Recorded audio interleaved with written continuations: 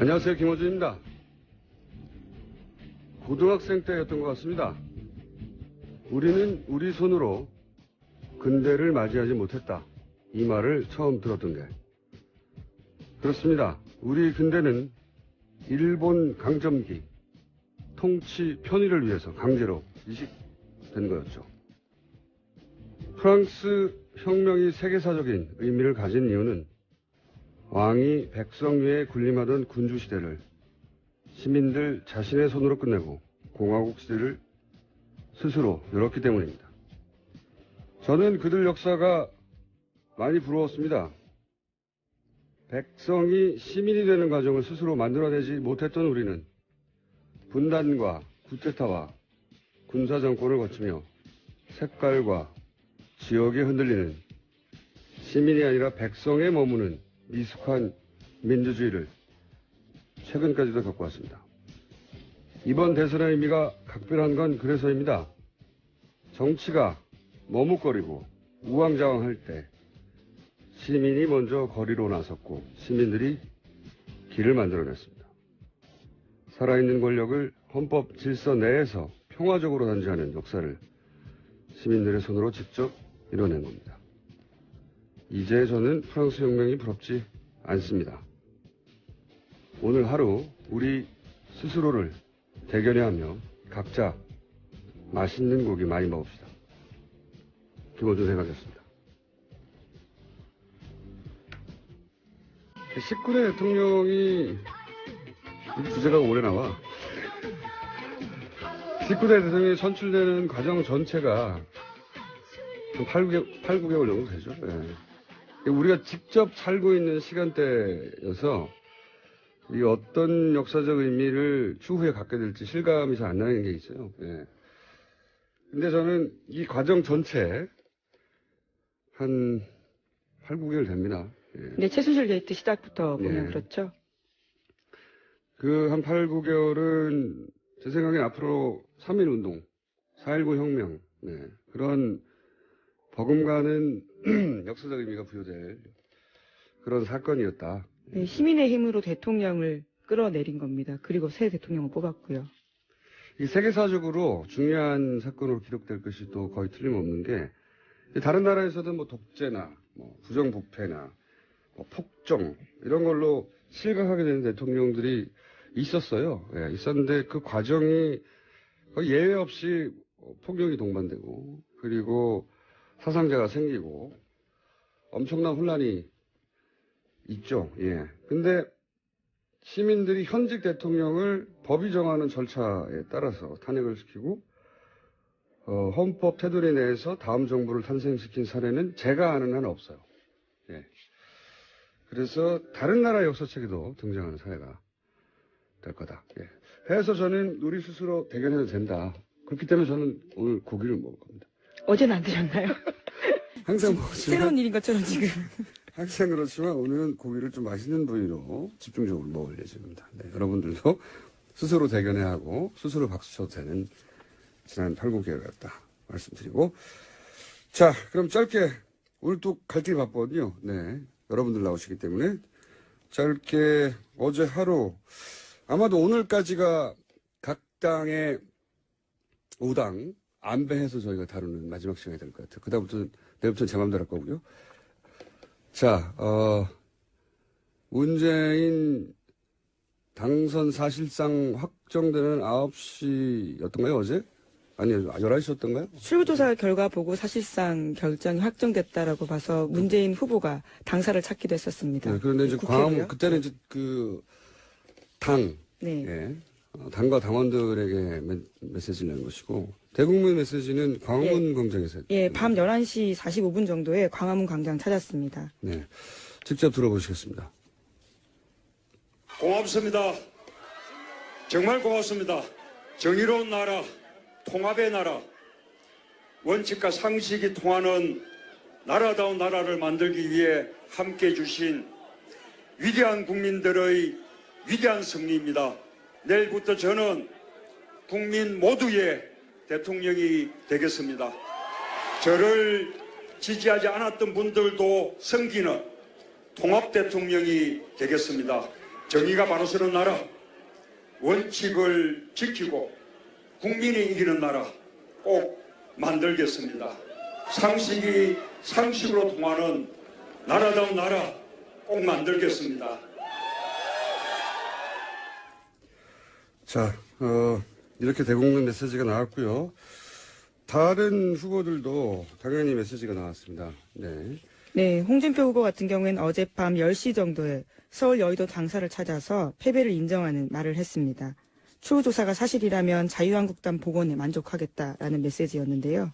이 메시지는 사실상 출구조사 발표 직후 본인의 트위터에 바로 SNS예요. 네, 예, 트위터에 바로 SNS에 소감을 올렸고 당사에 가서도 이제 마찬가지 얘기를 했죠. 네, 직접 들어보시겠습니다. 나중에 개표가 끝나봐야 알겠지만은 출구조사가 사실이라면 자유한국당을 복원하는데 만족을 하겠습니다. 네.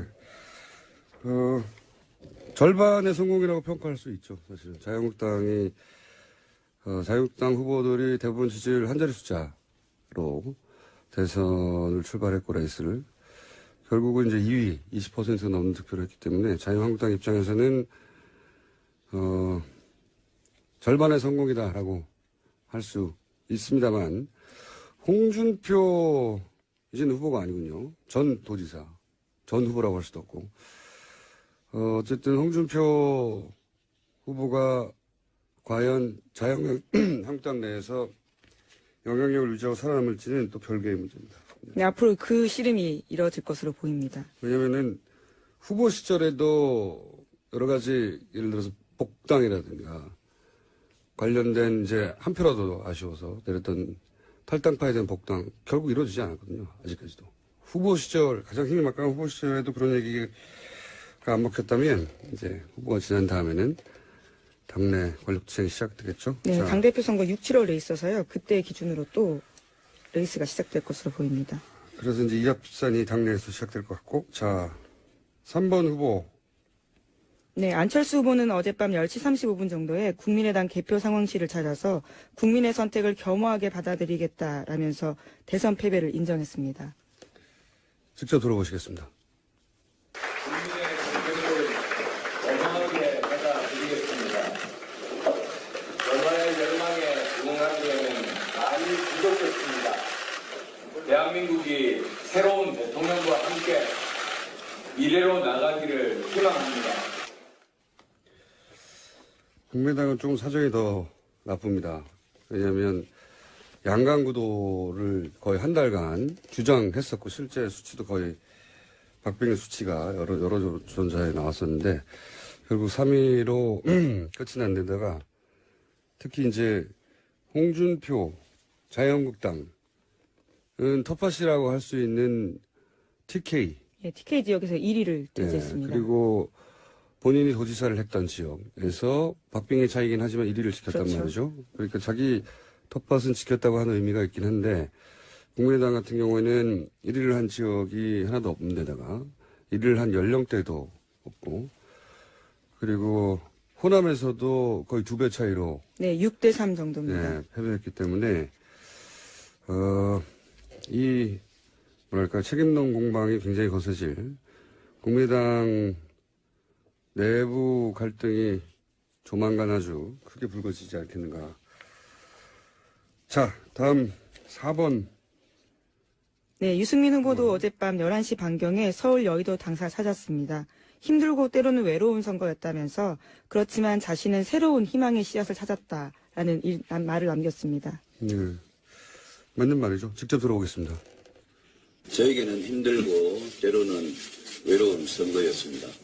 제가 추구하는 개혁 보수의 길에 공감해 주신 국민들 덕분에 바른정당으로서는 저로서는 새 희망의 씨앗을 찾았습니다. 이 씨앗을 소중히 키워서 싹을 틔우고 언젠가는 열매를 맺도록 하겠습니다. 유승민 후보는 뉴스공장에 나왔었어요. 저희가 끊임없이 주장했고 유승민 후보의 지지층은 대구가 아니라 수도권에 있다고. 근데 이제 이걸 막판에 깨달았어요. 그러니까 자기 지지층이 어디 있는지 몰랐던 뭐 이해가 가는 측면도 있습니다. 보수는 항상 노년층이라고만 생각해 왔으니까요. 예. 그래서 씨앗을 찾긴 찾았는데 이제 자유한국당에서 뭐랄까요, 흡수하고자 하는 의지가 더 강해지겠죠. 예. 어쨌든 후보 간에 격차가 생겼으니까요. 유승민 후보도 갈 길이 아주 구말립니다. 네, 네, 어려운. 그래도 어제 출구조사에서 20, 30대 유권자 지지율이 꽤 나와서요. 그렇죠. 눈길을 끌었습니다. 자기 지지층이 거기 있다는 걸 마지막 순간에 깨달았던 거죠. 뉴스 공장에 나오셨어야 해요. 제가 그렇게 얘기를 했는데 안타까운 일이었고. 자, 5번 후보. 네, 심상정 후보도 어젯밤 9시가 넘어서 당사를 찾았습니다. 변변치 못한 당 상황에서 감사하다라는 이야기를 하면서요. 정의당이 새롭게 도약하는 계기가 될 것이다라는 이야기도 했습니다. 자, 직접 들어보시겠습니다. 이번 선거는 우리 정의당의 새로운 도약의 계기가 될 것입니다. 오늘 끝난 이 자리에서 국민 여러분들의 새로운 대한민국에 대한 열망을 받아 안아 우리 정의당 또다시 출발하겠습니다. 우리 당직자 여러분, 당원 여러분 정말 고생 많으셨습니다. 사실 정의당도 좀 실망스러운 결과로 스스로 받아들이겠죠. 물론 5% 넘긴 게 처음이긴 해요. 네, 진보정당 후보로서는 네, 처음입니다. 처음이고 성과인데도 불구하고 마치 문재인 그 지지자들이 50%가 못 넘어서 아쉬워하는 것처럼 10%가 못 넘어서 아쉬워하는 지지자들이 분명히 있겠죠. 근데 대선은 굉장히 냉혹하고 무서운 선거거든요. 네. 결코 압도적으로 누군가 이기기에 나쁘지가 않습니다. 절대. 문재인 후보 지지자들도 만족해야 하고요. 이 다자구도 내에서 40%를 넘기는 게 대단한 거고요. 그리고 정의당도 5 후보 모두 2자리 숫자를 득표할 수도 있는 상황까지 갔었거든요. 이런 선거는 유례가 없는 선거입니다.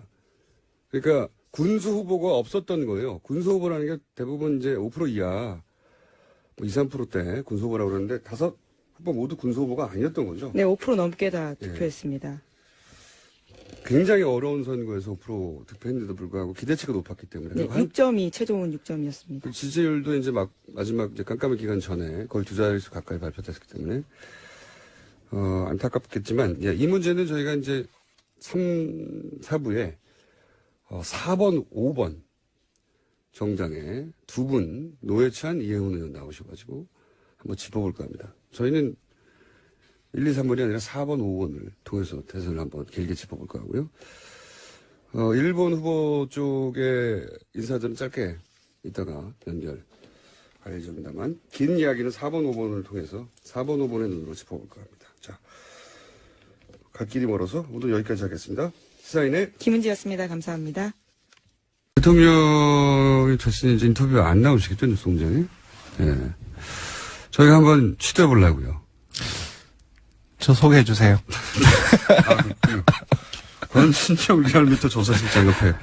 안녕하십니까. 제가 했던 인터뷰에 제가 안 나오실걸요? 빠져들어서. 대통령이 이제 라디오 방송 스튜디오에 나온 적은 없어요. 예. 그렇겠죠. 네. 외국은에 있을 것 같은데.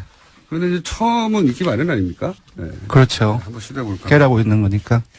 자, 보통은 이제 이 첫 시간에, 당선자를 배출해내는 당의, 보통 선대위원장이라든가 당대표 연결합니다. 아니, 구태위원회에서 저희 안 하려고요. 그렇게 안 하고, 이번 선거의 의미를 좀, 수치와 함께 되짚어볼까 합니다. 네, 네. 어떤 의미가 있는 선거인지. 왜냐하면 최종적으로는 이제, 득표율 정도 보고, 네. 그리고 이제 주요 지역 정도 보고는 이제 보통 관심을 끄게 마련인데, 이 수치를 자세히 들여다보면 그 사람들의 마음, 민의가 어디 있었는지 드러나잖아요. 네. 그래서 한번 짚어볼까 하는데, 자, 결국 40% 넘는 득표로 당선이 됐는데, 가장 먼저 여쭤볼 것은 판세를 발표할 수 없었던 깜깜이 기간이지 않습니까? 예, 한 일주일 정도 됐죠. 네. 그 기간 동안에도 여론조사 기관들은 다들 조사를 하잖아요. 하죠. 예. 이제는 말할 수 있다. 그 기간 동안 사실 판세가 요동을 쳤죠. 요동쳤습니다. 네. 그 요동 쳤던 걸 간략하게 좀 요약해서 알려주세요. 사실 문 후보 같은 경우는 40%대, 리얼미터 지표로는 40%대 중반을 유지해서 크게 변동이 없었습니다. 근데 2, 3위, 그리고 4, 5위 간에 순위가 뒤바뀌는 그렇죠. 판세가 변동이 있었는데요. 그러니까 실버 크로스와 브론즈 크로스가 브론즈 크로스. 일어났어요. 네. 그래서 홍 후보 같은 경우는 사실 5월 1, 2일이 마지막 그 공표금지 마지막 조사였는데 그때 오차범위로 안으로 홍 후보, 안 후보가 붙어 있는 조사가 몇 개 나오긴 했지만 리얼미터 기준으로는 18.6%로 완전히 붙어 있었습니다. 완전히 붙어 있었죠. 예. 그래도 대다수는 이제 오차범위 안에서 안 후보가 앞서는 걸로 마감이 됐거든요. 네. 공표금지. 근데 들어서면서 역전이 되었습니다. 리얼미터 기준으로는. 저도 사실 누구한테 말을 못하고 듣긴 했는데 그때 사실 안철수 후보 3번이 폭락을 했어요. 네. 순간적으로. 네. 저도 이해할 수 없는 현상이었는데 네. 거의 저도 뭐- 긴가민가 했는데 네. 그게 이제 오늘 득표율로 보니까 이제 그게 그대로 나타난 것 같아요. 한 10% 초반대까지 갑자기 떨어졌죠. 예. 안철수 후보 쪽에. 네. 네. 물론 이제 그 이후에는 이제 소폭 반등을 예, 해서 다시- 유지를 했지만 다시 반등하기 시작한 게 저도 이제 뚜벅이 시작할 때 이거 정말 어울린다 잘하고 있는 거라고 했는데 네. 그 뚜벅이가 지지율을 끌어올렸어요. 되돌아보면 맞습니다. 일부 네. 영향을 미쳤다고 생각합니다. 저도. 네. 다른 특별한 소재가 없었는데 네. 폭락을 했다가 다시 꾸준히 올라갔죠, 그죠? 네. 그래서 5월 1, 2를 기점으로 해서 이제 역으로 이제 거의 이제 또 벌어지는 네. 상황이 이제 지속이 되어서 거의 홍준표 후보는 20%대 초중반 그리고 안철수 후보는 10%대 후반 네. 그렇게 리얼미터 지표로는 마감이 되었습니다. 네. 깜깜이 기간 동안. 그렇습니다. 그리고 4, 5번도 격심했어요, 변화가. 맞습니다. 4, 5번도 이제 공표검직 직전까지는 심 후보가 유 후보를 앞섰습니다. 근데 그때 상황에는 심 후보는 어떤 조사는 9.8%까지 나왔거든요. 네. 대부분 한 7, 8% 정도 나왔고 그때 상황에서 유 후보 같은 경우는 4, 5% 정도 나왔습니다. 네. 근데 이제 오늘 이제 득표율도 보셨겠지만 여론조사 깜깜이 기간에도 순위가 이제 뒤바뀌는 브론즈 상황이었는데 크로스가 일어났어요. 예, 기억하시겠지만 이제 바른정당의 의원 일부가 네, 탈당을 탈당 했고 사태. 그 이후에 동전 표심이 상당히 많은 부분들이 결집을 선거지 했습니다. 제일 무서운 건 동종. 예, 그래서 한때는 한 8% 정도까지 오른 상황이었고 저희들이 예측치를 내놓을 때는 8.2%까지 내놨는데 어떤 여론조사 기관의 수치에 따르면 거의 두 자릿수 네, 또 그런 얘기도 집계됐습니다. 들었게 네. 됐습니다. 네. 4번 후보가 두 자릿수 가까이, 그리고 5번 후보도 두 자릿수 가까이. 네. 그래서 4, 5번이 두 자릿수 가까이 득표할 수도 있을지도 모른다는 전망이 예, 그런 전망이 있었는데 있었는데 또 심 후보 같은 경우는 이제 완만하게 하락을 했습니다. 예. 8% 정도에서 5월 1일에 유지를 했는데 완만하게 조금씩 그 하락을 해서 저희 리얼미터 같은 경우는 거의 마지막 7, 8일에 한 6%대를 유지를 했었습니다.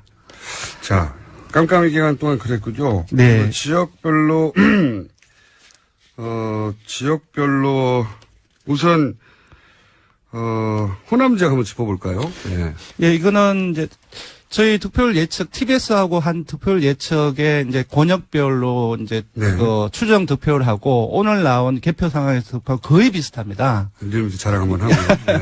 그런데 일단 오늘 이제 그 개표 상황을 이제 알려드려야 될 것 같은데 호남을 먼저 보면은 광주가 문 후보가 61% 정도, 안 후보가 30% 정도, 2대1 정도가 나왔습니다. 그러니까 전체적으로 6대3 정도인데. 예, 전남도 마찬가지인데 59.9, 30.7로 거의 2대1이고 전북은 약간 더 벌어졌습니다. 64.8대 23.8. 이제 거의 이제 광주 전라를 전부 다 합치면은 2대1 정도로 문 후보의 기존의 여론조사보다는 조금 더 문 후보에 쏠려 있는 결과가 그러니까 나왔습니다. 그 호남에서 국민의당이 지난 총선에서 압승했던 거를 생각해 보면 그렇죠.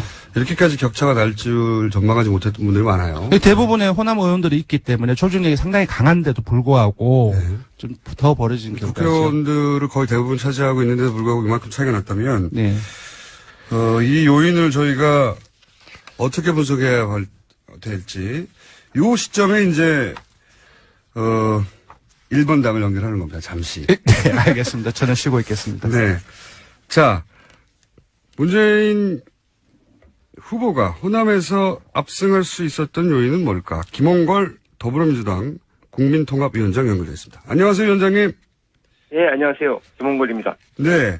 지난 총선에서 호남 전역에서 더불어민주당 후보가 전패했지 않습니까? 예, 그렇죠. 예. 그런데 이번에는 호남 전역에서 문재인 후보가 압승을 했어요. 네. 이 요인을 어떻게 분석하십니까? 뭐 다들 아시겠지만 이제 호남 유권자들의 그 전략적인 투표 그것이 한 번 더 나왔다고 할 수 있는데요. 이제 이번에 확실한 정권 교체, 네. 믿을 만한 대통령 뽑자는 그 의견이 강했기 때문에 안철수 후보 쪽은 좀 정체성이 불분명한 것을 보여주지 않았습니까? 그래서 아마 그 부분 때문에 이 될 사람으로 표를 몰아주자 하는 그 여론이 막판에 강해진 거죠. 선거 막판에 될 사람 비로자 예. 전략적 호남이 이제 전략적 투표 유권자들이 하는 것으로 유명한데 이번에도 예. 그런 경향성이 강하게 나타난 것이다. 예, 그렇게 봐야죠. 자, 그러면은 사실 문재인 후보를 가장 강하게 공세를 취한 건 국민의당이었습니다. 소위 이제 문모닝이라고 예, 그랬죠. 불리는 아침마다 이제 문재인 후보를 거론하는 국민의당의 공세가 아주 강했었는데 이런 공세가 역효과를 불러온 건가요? 어떻게 분석하십니까? 그렇게 봐야죠. 그러니까 자신들이 집권하면 무엇을 할 수 있을지 또 과연 집권하게 되면 누구와 손을 잡고 정치를 할 것인지 이런 것은 얘기를 하질 못하면서 계속 상대방을 공격만 하니까 결국은 이 수권정당으로의 모습은 전혀 보여주질 못한 거죠. 그러면 이제 호남 국민의당에서 항상 주장했던 반문정서. 예. 이 반문정서는 앞으로 어떻게 될 거라고 보십니까? 반문정서가 실제 하는지 어느 정도인지 앞으로는 어떻게 될 건지 어떻게 전망하십니까? 물론 이번에 이제 안철수 후보가 받은 30% 정도의 표 중에 예. 반문 정서가 분명히 있죠. 네네. 뭐 안철수 후보에 대한 동정론 거기서 나온 표도 물론 있고. 네. 근데 이제 반문 정서가 아직 존재하는 것은 사실이지만 네. 이제 서서히 누그러질 것이다. 새 정부가 하는 것을 보면은 이 반문 정서는 서서히 사라질 걸로 저는 봅니다. 알겠습니다. 오늘은 간단하게 짚어보는 시간이라 여기까지 하고요. 저희가 조만간 따라 한번 모시겠습니다. 감사합니다. 예, 감사합니다. 네. 지금은 이제 정치인들이 주인공이 아닌 시간이기 때문에. 자, 그리고 굉장히 이걸 짚어주는 언론이 없는데 굉장히 이제 독특한 지점이 부산과 광주에서 각각 1위를 한 최초의 대통령 네. 당선자입니다. 예. 그래서 부산 지역도 한번 짚어볼까 하는데. 네. 지난 기억하실지 모르겠지만 지난 18대 박근혜 전 대통령이 될 때 부산과 울산, 경남 모두 네. 합치면 한 60% 정도 부울경 소위. 예, 네. 아주 대다수의 득표율을 네. 올렸는데 이번에 양상이 상당히 많이 다릅니다. 예. 부산 같은 경우는 비록 조금 5%포인트의 격차이지만 문 후보가 앞섰고요. 울산도 마찬가지입니다. 울산은 네. 격차가 조금 더 벌었습니다. 38대 28 정도로. 네. 경남 같은 경우 홍 후보가 문 후보보다 한 0.5%포인트 앞선 채로 마쳤지만 거의 똑같습니다. 그러니까 도지사를 직전에 했던 걸 생각해 보면. 예. 예. 그래서 18대 선거하고 비교를 해도 확연한 차이고 더더군다나 1위로 거의 세 지역을 하나로 권역으로 묶으면 1위가 문 후보로 나온 것 같은데요. 네, 큰 변화입니다. 그렇죠. 그래서 부산과 광주에서 최초로 1위를 한 대통령 당선자라는 사실을 아직 지적한 언론이 없는데 굉장히 이례적인 결과입니다. 사실 이때까지 정치 지형으로 보자면. 그래서 네. 저희가 부산 지역 또 한번 짚어볼까 합니다. 광주를 짚어봤듯이. 자, 이번에는 부산 북구 강서구 갑 전재수 의원 전화 연결했습니다. 안녕하십니까? 네, 반갑습니다. 전재수입니다. 네, 고생하셨고요. 네. 부산, 부울경에서 소위 이렇게 문재인 후보가 많이 득표하게 된 요인을 어떻게 분석하십니까? 저는 일단은 작년 국회의원 선거 이후에 꿈틀대기 시작했던 이 부산의 야성의 복원이다. 야성의 완벽한 복원이다. 부산이 야도였죠, 전통적으로, 과거에는. 그렇습니다. 과거에 이게 그냥 야성이 아니라, 늘 독재 정권에 항거해왔던, 부산 시민들의 야성의 복원이다. 완벽한 복원이다. 저는 이렇게 생각합니다. 알겠습니다. 3당 합당되면서 사실은, 그래서 야성이 사라졌다. 한 30년이 걸렸습니다. 말씀대로. 30년 걸렸습니다. 예, 복원됐다고 보자면. 그런데 또 한편 홍준표 후보가 막판에 부울경 지역에서 많이 따라잡기도 하긴 했습니다. 그렇죠? 그렇습니다. 네. 그러니까 이제 야성을 완벽하게 복원한 건 아닌 것 같고요. 어느 정도로 복원했다고 봐야 되지 않을까요? 아니, 저는 그렇게 보지를 않는 게 저희가 이제 부산에 16개 구군이거든요. 네네. 보면은 서구, 동구, 중구, 여기 이제, 인구 5만 명, 6만 명 단위의 아주 구도심. 네. 여기 세 군데 빼고 나머지를 전부 다 이겼습니다.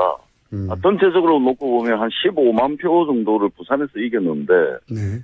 이것이 이번 대통령 선거에서만 이런 결과가 나타났다 하면은, 조금 불완전한 야성의 복원이다, 야성 역사의 복원이다, 이렇게 생각할 수가 있지만, 전체적으로 전부 다 이겼습니다. 그리고 지난 총선 때 18개 의석 중에 5개를 저희 야당에게 너네 한번 경쟁 한번 해봐봐라. 너네 한번 일을 한번 해봐봐라.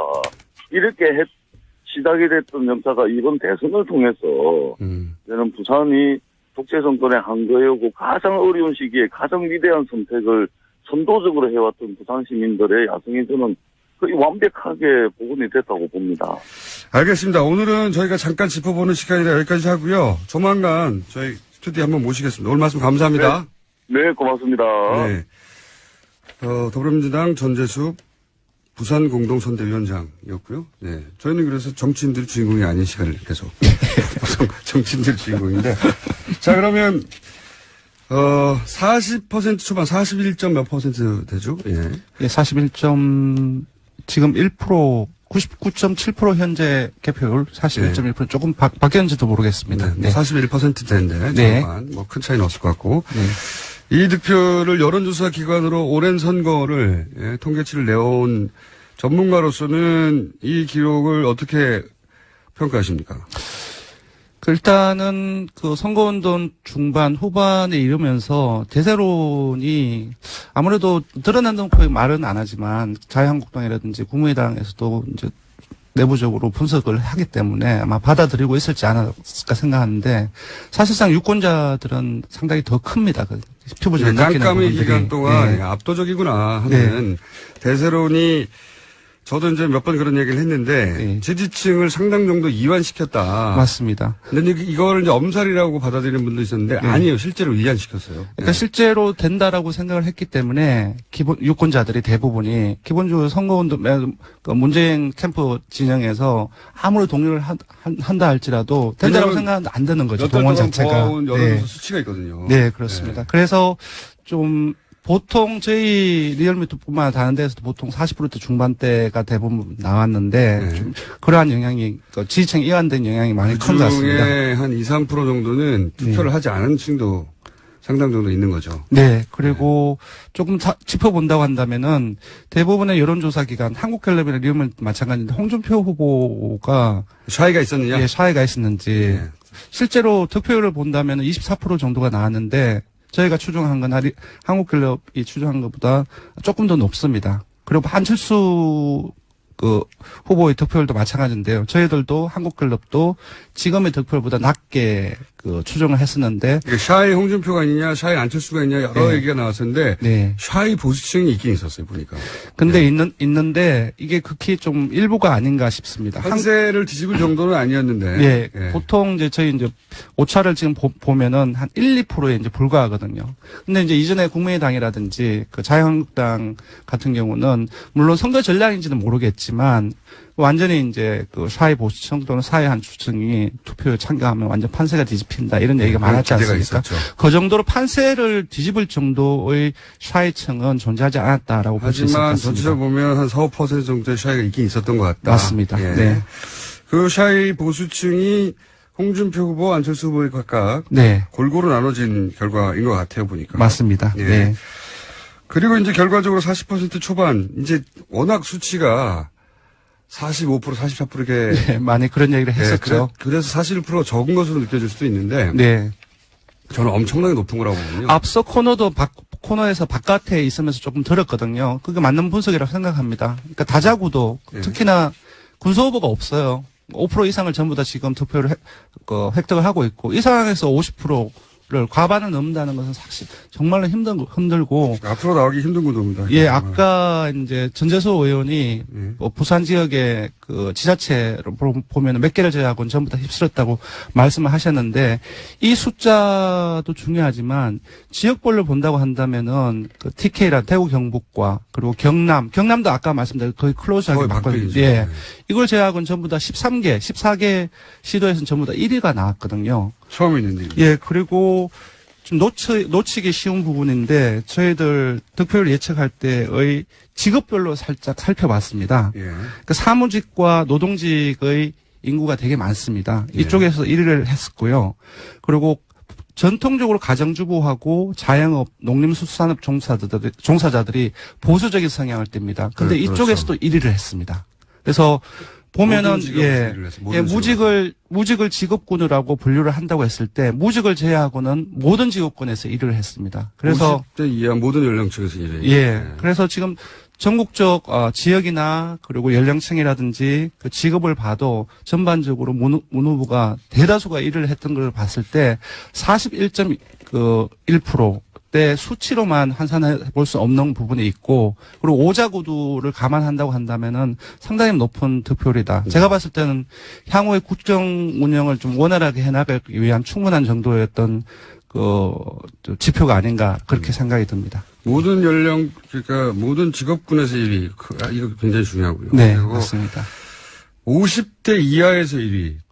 그렇습니다. 50대 같은 경우는 선거 중반 정도에서는 약간 밀려서 2위로 떨어진 적이 있었는데 중후반을 넘어서면서 50대에서도 1위로 올랐었거든요. 그리고 이제 2위 후보와 역대 최다 득표차. 네, 맞습니다. 이것도 달성했고. 네.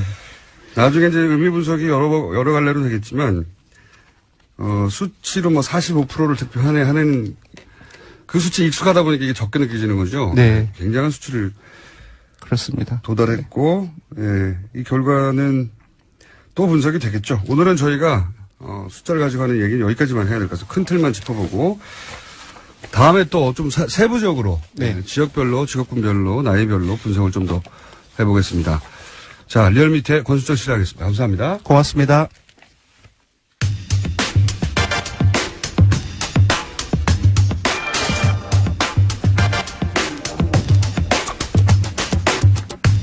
자, 더불어민주당 공동선대위원장 저희가 이제 연결해 보겠습니다. 연결해서 앞으로의 그림 어떻게 그려지고 있는 건지 직접 들어보겠습니다. 박영선 더불어민주당 공동선대위원장 전화 연결했습니다. 안녕하십니까? 네, 안녕하세요. 네. 사실상 선거를 진두지휘했다 이렇게 표현할 수 있는 공동선대위원장으로서 당선 소감 어떠십니까? 네, 먼저 국민들께 머리 숙여 감사드리고요. 정의를 선택해 주신 위대한 대한민국 국민들께 경의를 표합니다. 그리고 이제 성공한 대통령 또 성공한 정부로 보답을 해야 될 것이다 이렇게 생각하고 있습니다. 그렇군요. 이 득표 수치에 대해서는 어떻게 평가하십니까? 자체적으로. 네, 지금 조금 전에 제가 방송을 들었는데요. 네. 41.6%인가요? 예. 지금 제가 정확한 수치를 못 봤습니다. 그냥 41%로 하죠. 예. 41%. 예. 물론 저희가 목표한 45%에 못 미쳐서 아쉬운 점은 있습니다. 그러나 2위와의 득표차가 지금 제가 얼핏 보기 560만 표 가까이 네. 차이가 나는 것 같은데요. 네. 이게 아마 2007년도에 그 이명박 대통령 당선 때 500만 표 차이로 당선됐다고 해서 굉장히 언론들이 네. 아주 대서특필한 경우가 있습니다. 네네. 그런데 오자구도에서 이렇게 큰 표 차이가 났다라는 데는 또 상당한 의미가 있는 표다. 저는 그렇게 보고 있습니다. 알겠습니다. 근데 지금 다른 정당과 어떤 방식으로든 연대해야 할 정도의 의석수 아니겠습니까? 그렇죠. 앞으로 이런 문제는 어떻게 풀어 가실 구상입니까? 저는 국민의당은 이제 형제당이지 않습니까? 그래서 국민의당과 정의당은 사실은 어떤 개혁적인 정의를 추구하는 데에는 이의가 없는 그런 이제 같은 야당으로서 이제 저희는 이제 이번엔 이제 집권당이 됐습니다만은 그동안은 같은 야당으로서의 공감대를 형성하고 있었던 당이기 때문에 네. 1차적으로는 국민의당과 정의당과의 협력과 협치가 제일 중요하고요. 다음 두 번째 바른정당과 자유한국당과는 정의를 추구하는 분들은 당적과 상관없이 대통령께서 정말 가슴으로 다가가야 되지 않겠나 그렇게 생각하고 있습니다. 바른정당도 사실 경제정책으로 보자면 민주당과 뭐 큰 차이가 없거나 더 나은 점도 있다 이런 인식이 있는데 바른정당과 연대는 없습니까? 그러니까 대통령께서는 이렇게 생각하고 계십니다. 그러니까 당과 당과의 연대라기보다는요. 네. 국회의원 한 분 한 분을 헌법기관으로서 존중하고 그 한 분 한 분이 정의를 같이 추구할 수 있다면 당적과 상관없이 그분과 함께 일하겠다라는 것이 대통령의 기본 방침이시거든요. 예. 그래서 지금 말씀하셨던 바른정당이 추구하고 있는 경제정책 노선, 그것은, 더불어민주당과 저는 함께 할 수 있는 부분이 굉장히 많이 있습니다. 그래서 그런 부분은 저는 적극적으로 받아들여야 된다라고 보고 있습니다. 자, 이제 많은 분들이 이제 인선에 관심이 많습니다. 벌써 이제 청와대 비서실장에 임종석 전 의원 내정됐다고 알려졌는데 이건 맞죠? 그런 것 같습니다. 네. 네. 그런 것 같다는 거는 잘 모르신다는 건가요? 아니면 제가 네. 그것을 이렇게 확인해 줄 위치에 있지 않습니다. 알겠습니다. 좀 곤란하시군요. 혹시 본인도 입각을 하십니까? 저희 전혀 입각과 관련해서는 어느 누구에게도 아마 통보 안 됐나요? 네, 그런 게 없을 겁니다. 왜냐하면요.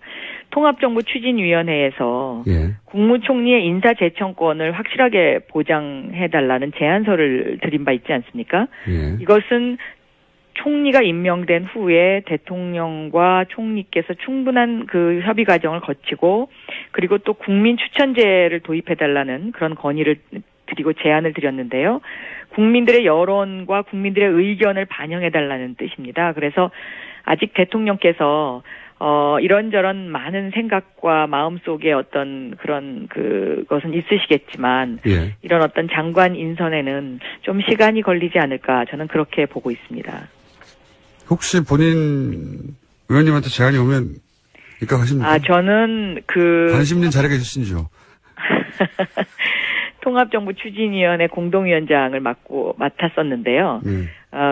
통합정부추진위원회는 대통령께 성공한 대통령과 성공한 정부가 되기 위한 자문기구이면서도 또 국민들의 의견을 전달하는 전달 창구로서의 견제기구 역할도 하는 곳이기 때문에 그런 부분에 있어서는 말씀을 드리기는 너무 이른 시점이 아닌가 저는 그렇게 생각합니다. 네, 그래도 제안이 오면 거절은 안 하실 거죠? 글쎄요, 저는 현재로서는 제가 그런 능력이 있다고 생각하지 않습니다. 예. 알겠습니다.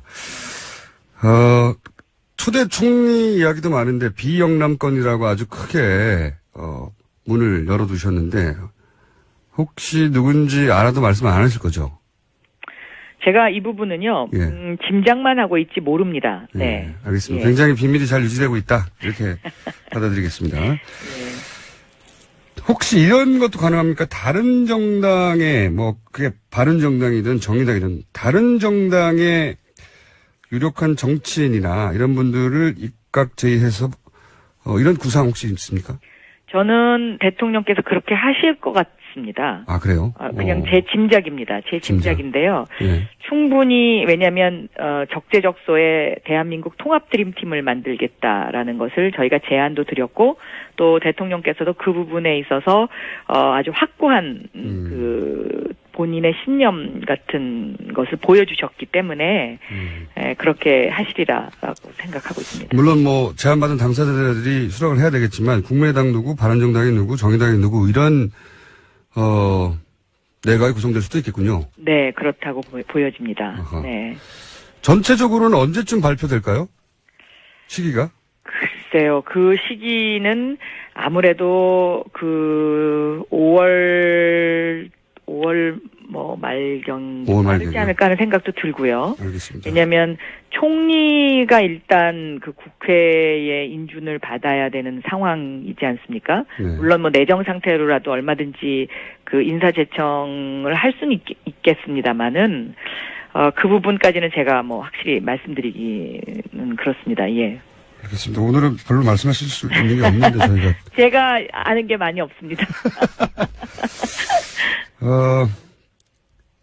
아주 가까이서 유세 기간 동안 지켜본 이제는 문재인 대통령이라고 해도 되겠군요. 문재인 대통령은 5년 전에 후보였을 때보다 어떤 점에서 더 업그레이드가 됐던가요? 5년 전에는요, 그 문재인 대통령의 그 가장 큰 특징이 마음에 정말 고맙고 미안해도 그것을 제 표현을 하시지 못하는 그런 또 장점이자 단점이 있거든요. 그런데 그런 부분에 있어서 고맙다, 미안하다 이런 말씀을 정말 5년 전보다는 좀 많이 하시는 걸 제가 봤고요. 그다음에 두 번째는 유머 감각이 많이 좋아지셨습니다. 그래요? 그런 게 있어요? 5년 전에는 굉장히 좀 그냥 그 원칙적이고 투박하시고 그랬었는데요. 그때에 비하면 지금은 굉장히 좀 여유 있으시고 유머 있으시고 탄력적이시다. 저는 그렇게 느꼈습니다. 알겠습니다. 문재인 정부 첫 번째 과제가 뭔지, 그리고 아마도 많은 분들이 궁금해 하실 것 같아서 제가 여쭤보겠는데, 봉화는 언제 방문하실 건지 짧게 좀 답변해 주십시오. 첫 번째 과제는 민생을 챙기는 일이고요. 지금 경제 문제가 상당히 여러 가지로 누적된 어려움이 많기 때문에 뭐 조선업 문제라든가 그것이 제일 첫 번째 과제고, 두 번째 과제는 개혁을 하는 것입니다. 그러니까 선진국으로 갈 수 있도록 정의와 공정한 제도를 정착시키는 것, 이것이라고 보고 있고요. 봉화마을은 5월 23일 날이 그 노무현 대통령 두 분 모두 저희 고정 출연진인데 오늘은 두 분이 한 자리에서 코너 제목은 소녀를 만난다. 소녀를 후리다. 이렇게. 자, 정의당 노회찬 원내대표 나오셨습니다. 안녕하십니까? 안녕하십니까? 네. 바른정당 이혜훈 전 최고위원 나오셨습니다. 안녕하십니까? 네, 안녕하세요. 네. 저희가 이런 코너 제목을 정할 수밖에 없었던 게, 대선 막바지에 두 당이 사귀는 거 아니야? 할 정도로 뭐 서로 상대 당에 대해서 호감을 막 표명하고, 실제, 심상정 후보는 바른정당을 찍어라. 이런 얘기도 했죠? 아니요. 찍으라고 하진 않았고, 그렇게까지 얘기할 수는 없죠.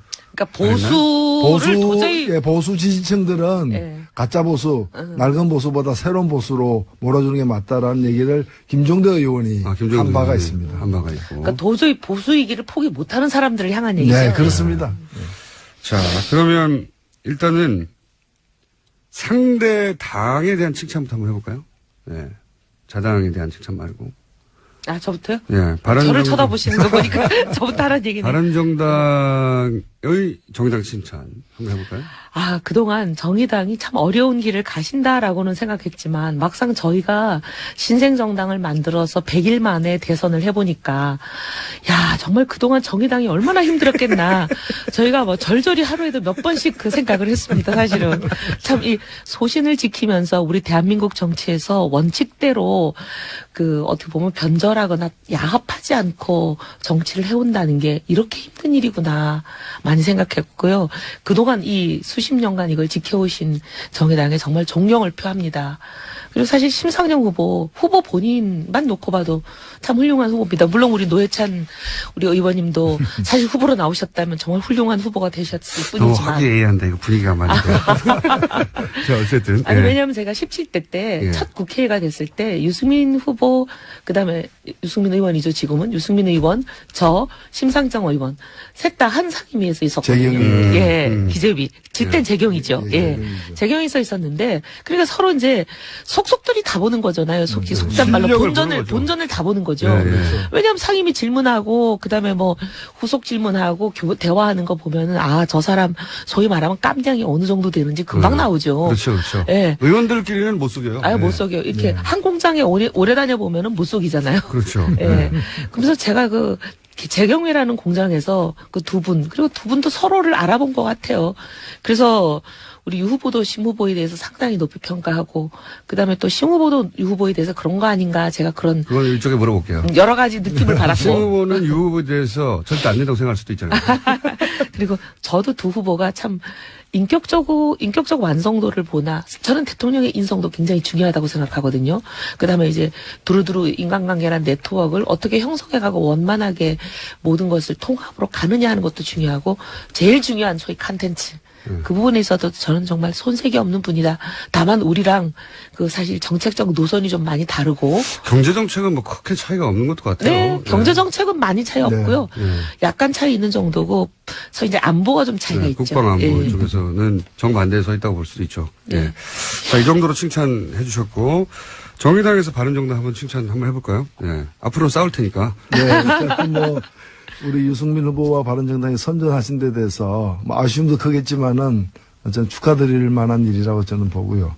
뭐 개인적으로는 유승민 후보와 17대 국회에 들어갔을 때부터 이렇게 나름대로 좀 좋은 인상을 갖는 일들이 있었고, 어느 날 제가 백분 토론에 뭐 최다 출연자인가 이렇게 돼가지고 손석희 당시 앵커가 저한테 묻더라고요. 이제까지 출연한 토론 중에서 가장 기억에 남는 인상적인 토론이 뭐냐고 해서 제가 2004년에 저하고 유승민, 유시민 3명이 한 토론이 있어요. 그래서 제가 그게 제일 환상이다. 제일 이제 좋았다라고 얘기하니까 손석희 앵커가 자기도 그게 좋았다라는. 나중에 내가 유시민 작가 만나서 모르고 유시민 작가도 이제 그걸 잘 기억하고 있더라고요. 저는 이번에 아주 중요한 어떤 첫걸음을 바른정당이 내딛었다고 생각됩니다. 뭐냐면 대선도 대선이지만은 사실 탄핵 이후의 사태에서 창당을 하지 않았습니까? 어찌 보면은 이제 괴멸해가는 낡은 보수를 이제 걷어내고 보수의 새로운 어떤 미래를 만들어 나가는 역할을 자임을 했기 때문에 이 어려운 선택을 했다고 사실 봅니다. 그리고 저는 이 바른정당의 어떤 시도가 성공하기를 정말 간절히 바랍니다. 왜냐하면 제대로 된 보수가 있어야 또 진보도 있는 것이거든요. 뭐 어느 한쪽으로 다 독점할 수는 없는 것이기 때문에. 근데 이번에 이제 굉장히 중간에도 어려움을 겪었지만은 그때 제가 2%에서 제가 뉴스공장에서 작년에 전사해야 된다고 얘기한 게 뭐 죽으라는 얘기하기보다는 사적 필생. 죽을 각오면 살 수 있다라는 그 뜻으로 이제 드린 말씀이었는데 그렇게 어느 정도 좀 된 게 아닌가 그런 점에서 오히려 선거 후에 더 꿋꿋하게 나아가시기를 간절히 기원합니다. 네, 저희들 꼭 그대로 하겠습니다. 예. 자, 화기애애한 시간 여기로 끝내고 하고요. 이제 바른정당, 이현 의원님은 바른정당의 대표적인 얼굴로 그렇게 막 지켜주시는 거예요? 얼굴로 자리 잡아가고 있는 게 아닌가. 왜냐면 경쟁자들이 다 탈당해가지고요. 아니야, 탈당 안 했어도 얼굴이자 두뇌이자 입. 얼굴이 워낙 커갖고. 혹시 탈당하신 분들이, 왜냐면 자유한국당의 복당도 그렇게 순탄치 않을 것 같거든요. 아직도 여전히. 뭐, 오히려 더 복잡해질 것 같아요. 네. 그분들이 다시 돌아온다는 얘기는 없어요? 뭐 그런 얘기가 간간히 들리긴 하지만 뭐 공개적으로 얘기하시는 건 아니기 때문에 저도 공개적인 자리에서는 뭐 그런 얘기가 없다라고 말해야 될 것 같아요. 탈당하는 시점에는 정말 괴로우셨죠. 물론 그것이 다시 전화위복이 됐지만. 처음에는 이제 탈당을 계속 말리고 만류하고 그러지 말아라. 그러는 게 좋지 않다. 이렇게 계속 이제 어떻게 보면은 간언을 하고 그랬었는데 나중에 이제 그분들 덕분이라고 해야 되죠. 뭐 그치. 덕분에 12척의 배가 있다고 그랬는데 그 배가 그 배였어요.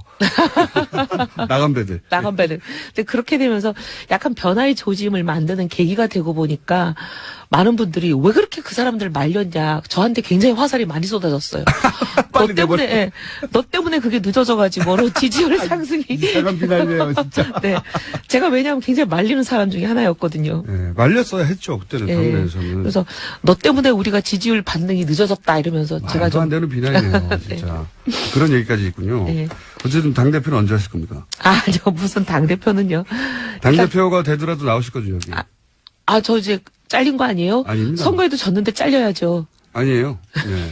앞으로 계속 나오실 거고, 제가 이제 궁금한 건 당대표가 되더라도 나오시라고. 일단 잠부터 좀 자고요. 공식적으로 약속을 해두고, 미리. 네. 자, 심상정 후보는 두 분 마찬가지지만 둘 다 두 자릿수까지 갈 수 있을지 모른다. 네. 그죠? 그 지점 거의 가까이 갔잖아요. 네. 두 당 모두. 네. 마지막 여론조사에. 네. 8, 9, 1, 2%만 더 하면 될 것 같은데. 이제 두 당 공이 질문인데, 마지막에 그 두 자릿수를 돌파하지 못했던 이유를 어떻게 분석을 하십니까? 예, 현상적으로 보면은 뒷심이 부족했다고 보는데 저는 누굴 탓하고 싶지는 않고요. 저희들 어떤 실력에 대한 평가라고도 봅니다. 보고 조사에 따르면 출구 조사에 따르면은 유권자의 절반 가량이 마지막 일주일 사이에 이제 그 표심을 최종적으로 정했다 그러거든요. 그러니까 저희들이 보유하고 있는 표를 뺏겠다기보다는 마지막에 더 얻어야 될 때 저희들이 뒷심이 딸려가지고 더 얻지 못했던 것이고 그것은 저희들이 무슨 큰 실수를 했다거나 그런 것보다는 이제까지 종합적인 어떤 그 평가 속에서 이제 표심도 결정하게 되기 때문에 저희들에게 좀 분발을 해야 되겠다. 다만 저희들이 얻은 것을 꼭 이렇게 그 득표율로만 볼 문제는 아니다 봅니다. 네. 이 득표율로 나타난 6.2%는 일종의 현찰입니다. 네. 저희들이 현찰만 받은 게 아니라 어음도 많이 받았습니다. 네. 그래서 이 어음은 아직 현금화되지는 않았지만은 미래에 현금화될 수도 있는 그런 지지까지 받았기 때문에 크게 낙담할 일은 아니라고 생각하고 오히려 출구조사 발표된 다음에 오히려 쏟아졌다면서 입금이. 네, 한 40명 정도가 2억 정도의 갑자기 후원금을 갖다가 출구조사 선거 끝났는데. 어제 밤 12시까지가 이제 후원금 낼 수 있는 법적 기간이기 때문에 그 남은 몇 시간 사이에 그렇게 돈이 몰려서 저희들의 적자하는 부분을 또 해소했습니다. 정말 특이한 현상이요. 선거 끝났는데 후원금이 선거 끝난 다음에 몰린다는 게. 그분들은 아마 표가 여러 표 있었으면 다 주고 싶었어요. 그렇겠죠. 그런 분들이었다고 생각합니다. 내 마음은 정의당이었는데 다른 이유로 정의당을 찍지 못했다. 이런 마음. 그런 것도 있다고 봅니다. 아마 그게 그런 걸 거예요. 이제 막판에 소위 말하면 보수청의 결집 이런 게 많이 있었으니까요. 이제 카톡이든 여러 가지를 통해서 언론을 통해서도 많이 전파되고 하니까 이제 소위 말하면 문 후보의 당선을 원하는 진보층이 또 결집을 한 거죠. 그러면서 심 후보가 손해를 많이 보지 않았나. 그러니까 손해라는 건 이제 올 수 있는 표들이 못 온 거죠. 중도층들이 결정 안 했던 중도층들이 심 후보를 찍을 수 있었는데도 걱정되는 문 후보를 도와준 거죠. 깜깜이 기간 동안 하여튼 진보정당은 항상 그래 왔어요. 근데 예년에 꺾인 거에 비하면 덜 꺾였어요. 덜 꺾였어요? 오히려. 예년에는 반토막 이하로 떨어진 경우가 있었는데 이번에는 반토막이라고 할 수는 없습니다. 아무래도 여러 가지 이제 각 캠프에서야 여러 가지 우려를 갖다가 많이들 이제 할 수밖에 없지만은 일반 객관적으로 볼 때 2개월 이상 이제 1위가 변동이 없이 이렇게 승자가 거의 정해진 상태였기 때문에 저희들도 사실은 여느 때 선거보다는 사퇴 압력이라거나 전혀 없었죠. 그런 걸 거의 안 받았다고. 보통은 사퇴와 단일화 압력. 다른 정당이 이번에 받았던 거 있잖아요. 그러니까 항상 받아왔어요. 그거 받으면서 정말 많이 생각했어요. 야, 매번 받았던 저분들은 심정이 어땠을까. 저희들은 엄청났습니다. 그러니까 속이 수껍내기가 되지 않았을까. 간판 날아가고 문짝 떨어지고 엄청난 강풍 속에서 이게 견뎌왔는데 이번에는 그래도 지붕은 안 날아갔습니다. 노회찬 대표 같은 경우에는 지난 한명숙 전 총리 서울시장 선거 때 3번 후보로 나와서 득표를 한 5% 가까이 했죠. 그런데 한 2% 차이로 낙선을 했거든요. 2%가 안 되게. 그때 머리가 다 빠진 거예요. 근데 사실은 유권자들이 굉장히 전략적으로 사고하기 때문에 이미 유권자들이 많이 이제 저한테서 철수를 한 상황이었어요.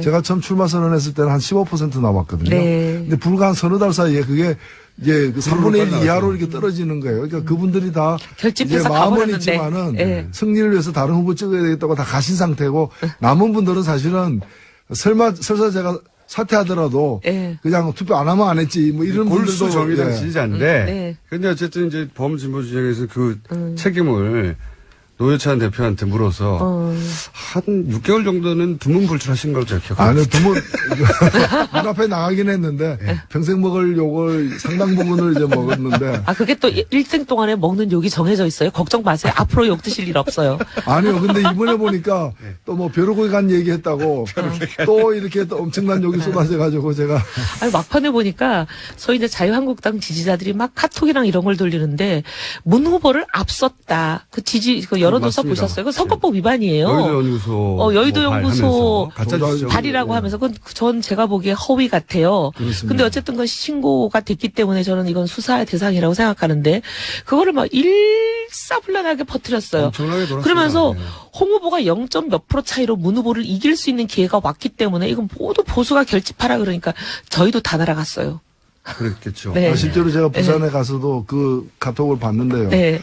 그 엄청나게 그냥 이제 홍 후보 캠프에서 공식적으로 보내지 않은 걸로 해가지고 아는 것처럼 하면서도 하면서도 실질적으로 그 뭐 내용은 그런 그 인프라가 있죠. 예. 그래가지고 인프라 아시죠? 엄청나게 이제 뿌려대고 그러니까 또 상대방에서도 이제 바삭 긴장하게 되고 이제 네, 양쪽이 서로 주고받으면서 시너지를 낸 거죠. 서로 카톡 결집이. 대첩처럼 이렇게 네. 대첩.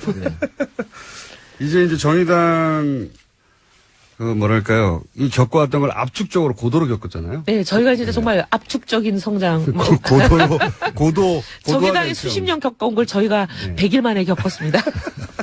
사실 좀 길게 겪어야 되는데 제가 보기에는 대선 진리를 알 수 이후에도, 있는데 대선 이후도 만만치 않아요. 정의당은 저는 이미 수십 년간 겪어왔기 때문에 대선 이후 추스리는 것도 빠를 텐데 바른정당은 만만치 않죠. 이게 이제 저희가 이제 처음 겪어보는 일이라 사실 이제 매뉴얼이 없어요. 어떻게 해야 될지. 네. 그러니까 좀 이제 또 겪어보면서 시행착오를 겪으면서 또 제가 보기엔 하겠죠. 노회찬 대표한테 가끔 전화해가지고 여쭤보세요. 저희가 팁을 좀 얻어야 될 것 이럴 같아요. 때 어떻게 돌파했느냐. 이럴 때 숨어 있어야 되느냐.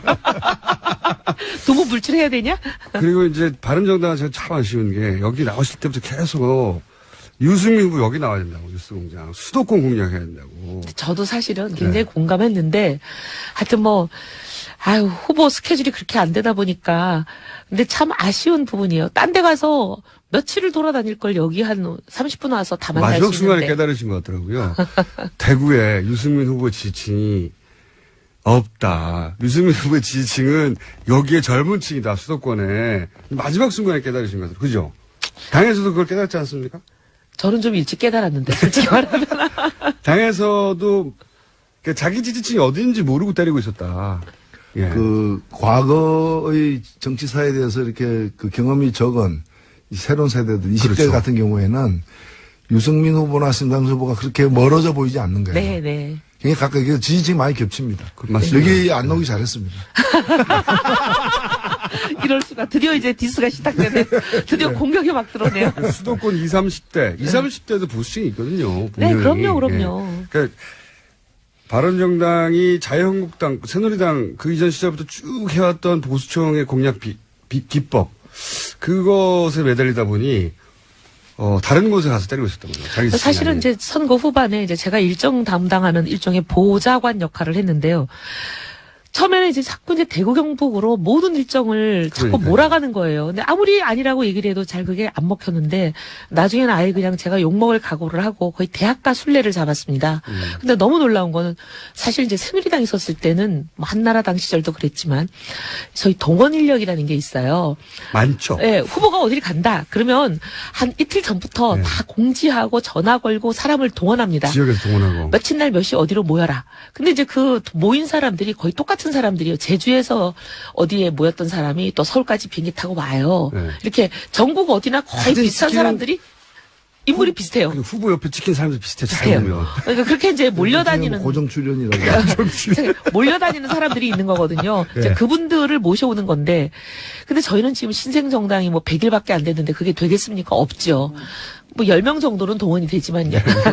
근데 이제 그러다 보니까 그냥 대학가를 잡는데 고대, 한양대 등등 대학가를 잡으면 그냥 온라인에 우리가 어디 한양대 뭐 이번 한양대 지하철역 2번 출구 이렇게 적어놓으면 구름같이 몰려오는 거예요. 젊은 그걸 왜 모르고 보수들이. 제가 그렇게 말씀드렸는데 그 심상정 후보가 5차 토론 이후에 사실은 지지율 상승세가 이렇게 멈칫했어요. 맞아요. 특히 네. 이제 20대에서 많이 늘어나다가 그것이 멈칫한 게 실은 그 부분이 많이 유승민 후보로 가는 겁니다. 맞습니다. 예, 그래서 지금 말씀을 들어보니까 누가 이 이웃 상권을 침해했는지. 골목 상권. 근데 재벌이 침공하면 문제가 있지만 네. 골목 상권끼리의 경쟁은 뭐 아름다운 겁니다. 그러니까 경계해야 되겠는데. 서로 정반대 진영이 있는 것 같은데 사실은 지지층 구는 비슷해요. 이게 특히 젊은 세대는 비슷합니다. 20, 30대에서. 젊은 세대 안에서 이제 보수냐 진보냐에 따라서 나뉘는 그러니까 것뿐인 것 같아요. 전통적인 진보 보수로 나눠지지 않는 20대만의 특징이 있거든요. 네. 이 20대가 이제 과거 20대처럼 정치 학습을 많이 받은 사례가 아니잖아요. 네. 편견이 좀 없어요. 그러다 보니까 경제적으로는 좀 리버럴하고 그리고 뭐 안보 문제에 있어서 보수적인 20대 특히 남성층이 존재하거든요. 이 층을 유승민 후보가 공략해야 된다고 제가 그렇게 말씀드렸는데 말씀을 안 듣고 혼내주세요. 네, 반드시 저희 사령관으로 영입하겠습니다. 전략팀장으로. 자, 저희가 교통 정보를 잠깐 듣는 시간, 교통방송이거든요. 저희가 알고 보면. 아, 네. 아니, 그래서 잠깐 듣고 다시 돌아와서 두 분과 이야기를 이어가겠습니다.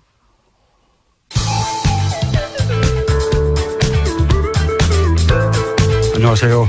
라디오는 TBS, 시사는 뉴스공장 김우준 짱.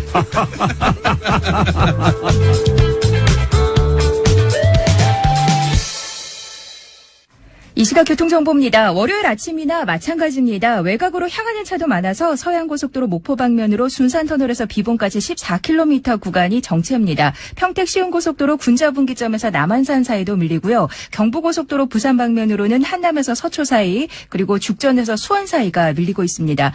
서울 외곽순환고속도로 퇴계원에서 판교 쪽으로 가는데도 많이 밀리고 있지만 일산에서 판교 방면으로도 김포 요금소에서 장수 사이 통과하기가 어려운데요. 장수 부근 3차로에 버스가 고장으로 서 있습니다. 이후로도 도리분기점에서 수암터널, 하계분기점에서 청계터널 사이가 정체되고 있습니다.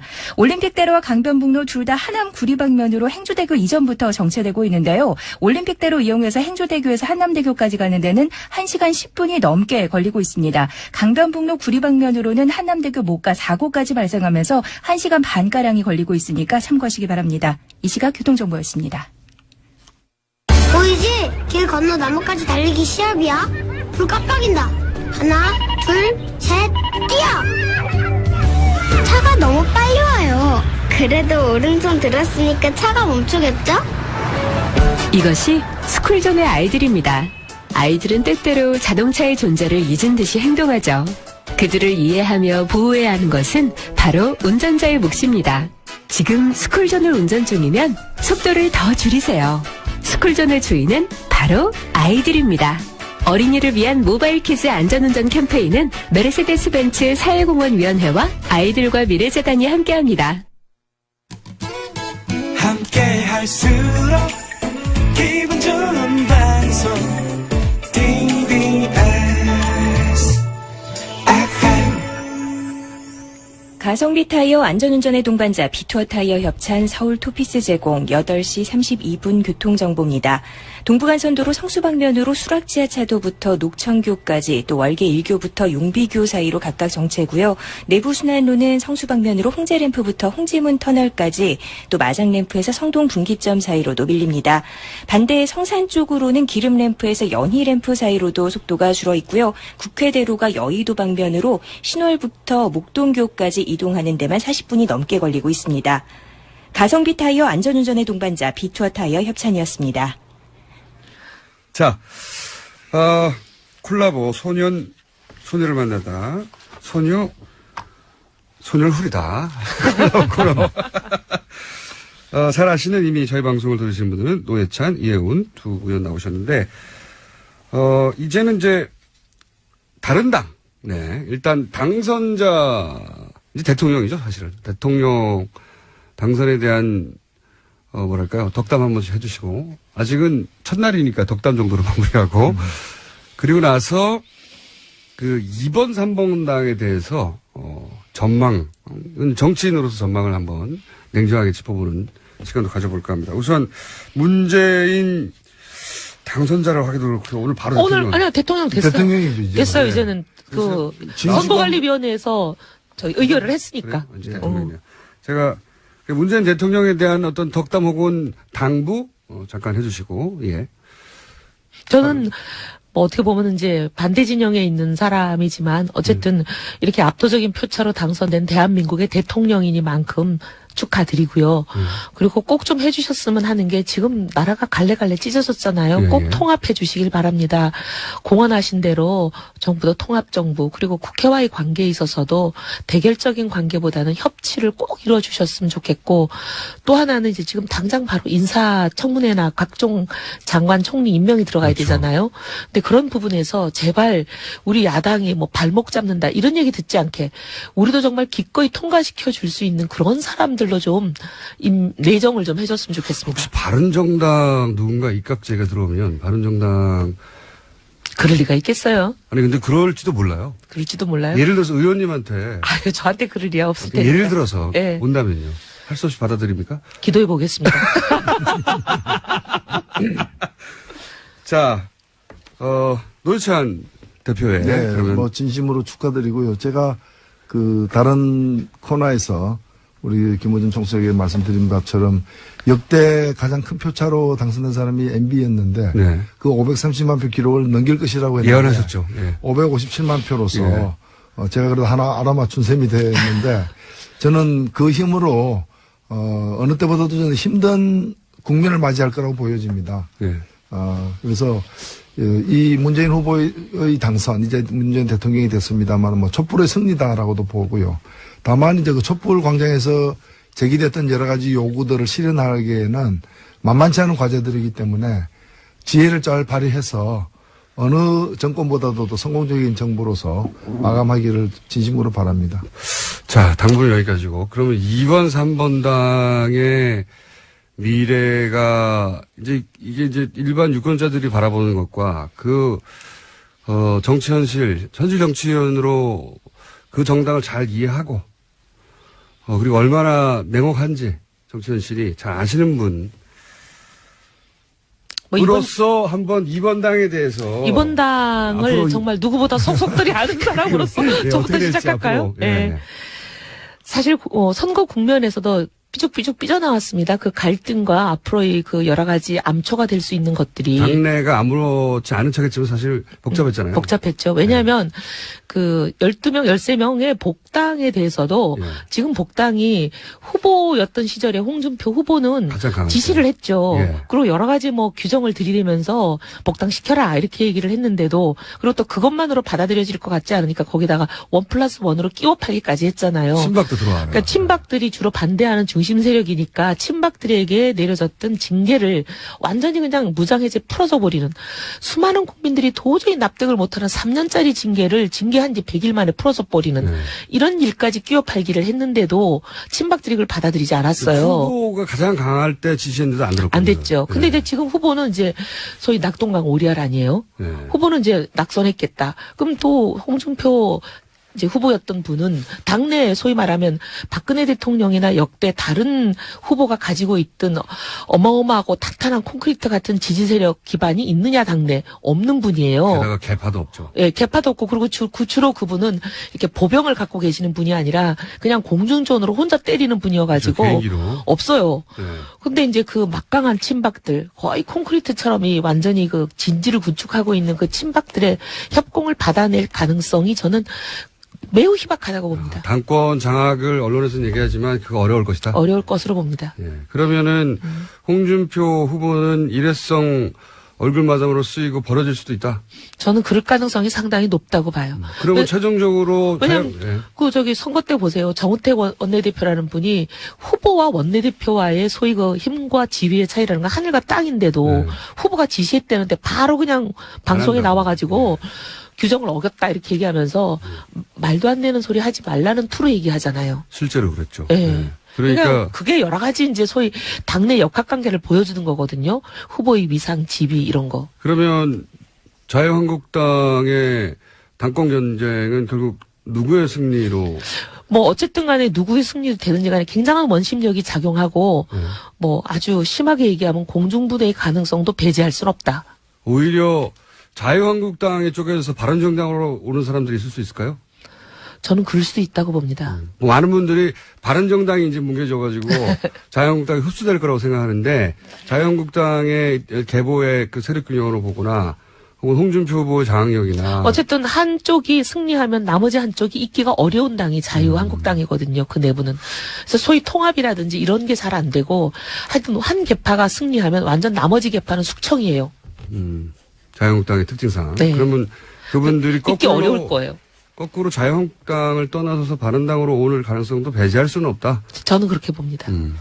물론 바른정당의 이제 얼굴마담 정치인으로 급부상하신 대표급으로 급부상하신 이현 의원의 바람이 섞여 있긴 하겠지만 언론이 생각하는 만큼 후보가 당장을 쉽게 할 수는 없다. 저는 여기는 동의합니다. 예. 홍준표 후보가 계보도 없고요. 따르는 국회의원이라고 해봐야 한두 손 꼽을까 정도거든요. 네, 국회의원도 아니고 이제 가장 그 핵심 직계로 알려져 있는 엘모 전 의원도 지금 전 의원이죠. 현 의원이 아니거든요. 그리고 이제 핵심 인물들이라고 해봐야 다 지금 도지사 할 때 그때 같이 했던 분들인데 그분들은 도저히 못 껴있거든요. 자, 그런 전망. 자, 그러면 3번 국민의당에 대한 전망은 노회찬 대표한테 한번 들어보겠습니다. 어떻게 보십니까? 냉정하게 보시면.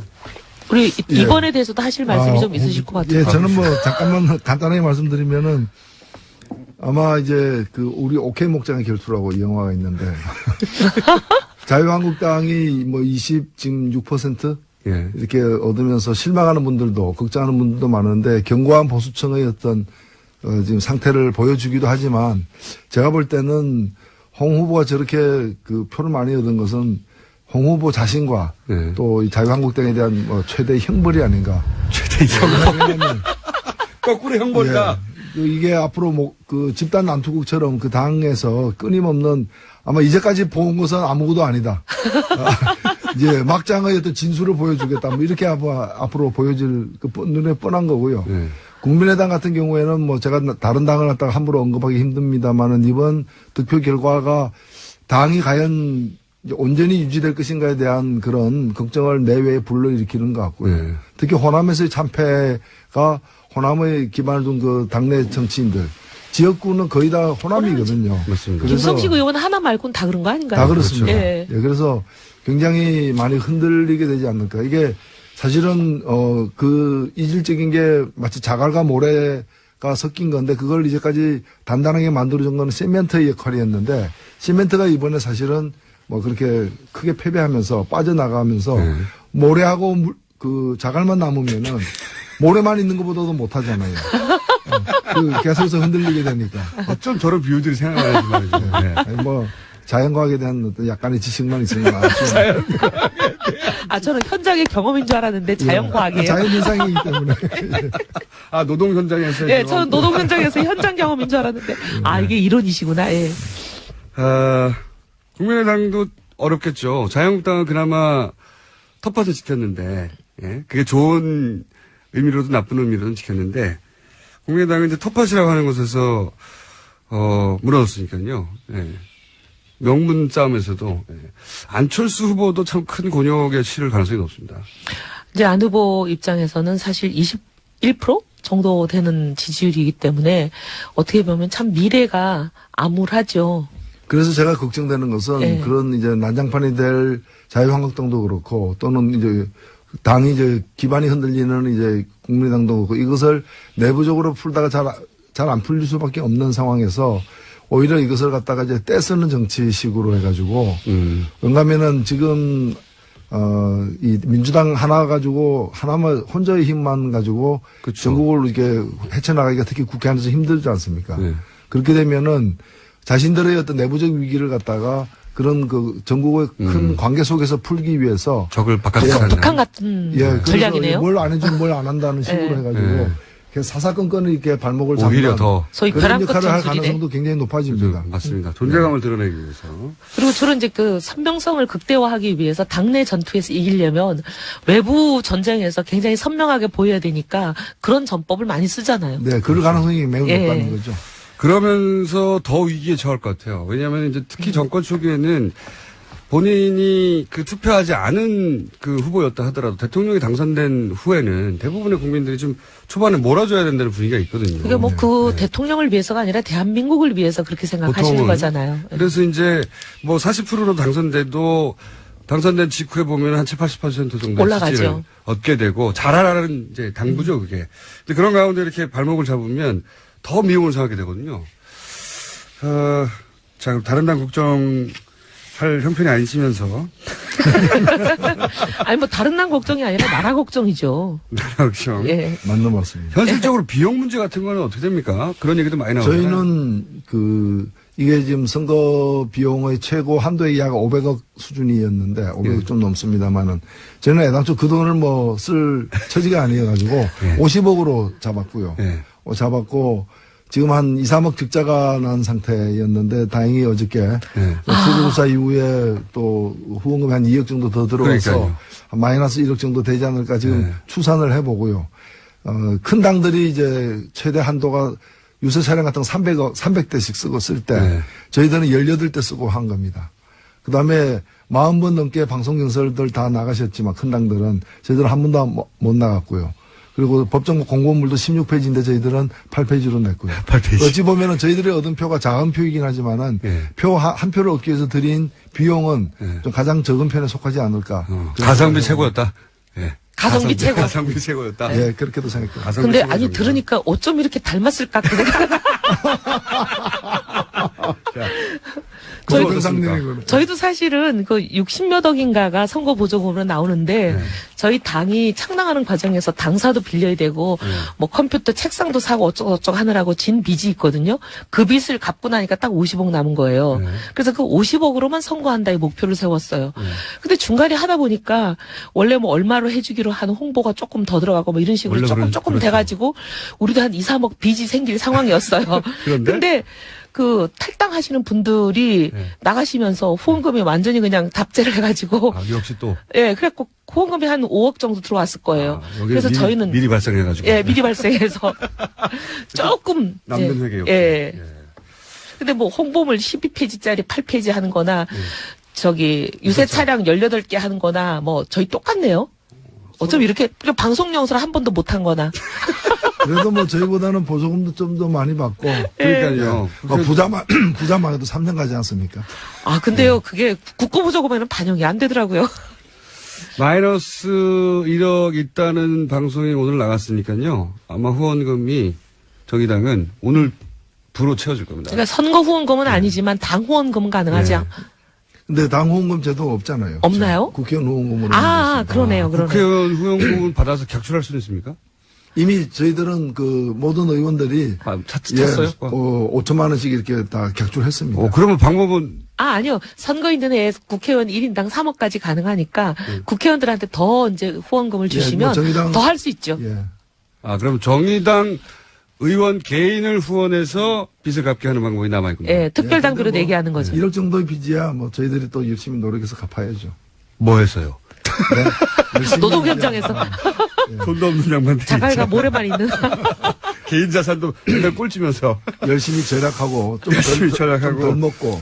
자, 그럼 정의당의 1억 빚은 정의당 소속 의원들 조금 더 개인적으로 후원해 주시면. 아니 근데 저희도 뭐 후원하지 말란 뜻이 아니라. 바른정당 넘어갔다면서요. 아니 이미. 그래도 여기 또. 저희 앞으로도 많이 어렵습니다. 지금 이제 12분이 나가시는 바람에 우리 국고보조금이 반토막이 나잖아요. 네. 그것까지는 알 바 아니고요. 네. 자, 어쨌든 이번 선거에 있어서 돈 문제는 이렇게 해결되어 갈 것 같고요. 그죠? 예. 그리고 두 정당이 진보 정당의 실험 그리고 보수 정당의 새로운 실험하며 앞으로 콜라보가 많이 있었으면 좋겠습니다. 예. 네, 저는 이게 꼭 우리만이 아니라 하여튼 대통령을 뽑기 전에는 정책과 이념으로 경쟁해도 뽑고 나면 선출된 대통령에 대해서는 가능하면 당 이념에 완전히 정체성에 반하는 게 아니면 좀 협치했으면 좋겠습니다. 예. 뭐 서로 도저히 안 맞는 부분도 있겠지만 맞는 부분들은 그렇죠. 뭐 특히나 초기에는 좀 안정적으로 정부를 운영할 수 있도록 협력을 해야 된다고 봅니다. 알겠습니다. 두 분 얘기 참 재밌었는데 오늘 여기까지 해야 될 것 같고요. 왜냐하면 두 분들이 또 주요한 정치인이라 인터뷰가 많이 잡혀가지고 할 수 없이 빠져나가셔야 돼요. 예. 안 그러면 끝까지 가려고 그랬는데 자, 오늘 두 분 모시고 얘기 나눠봤습니다. 정의당 노회찬 원내대표, 그리고 바른정당 이해훈 전 최고. 곧 대표가 되실. 이렇습니다. 감사합니다. 네, 감사합니다. 감사합니다. 문재인 대통령 축하드립니다. 저는 김어준이고요. 내일도 옵니다. 안녕.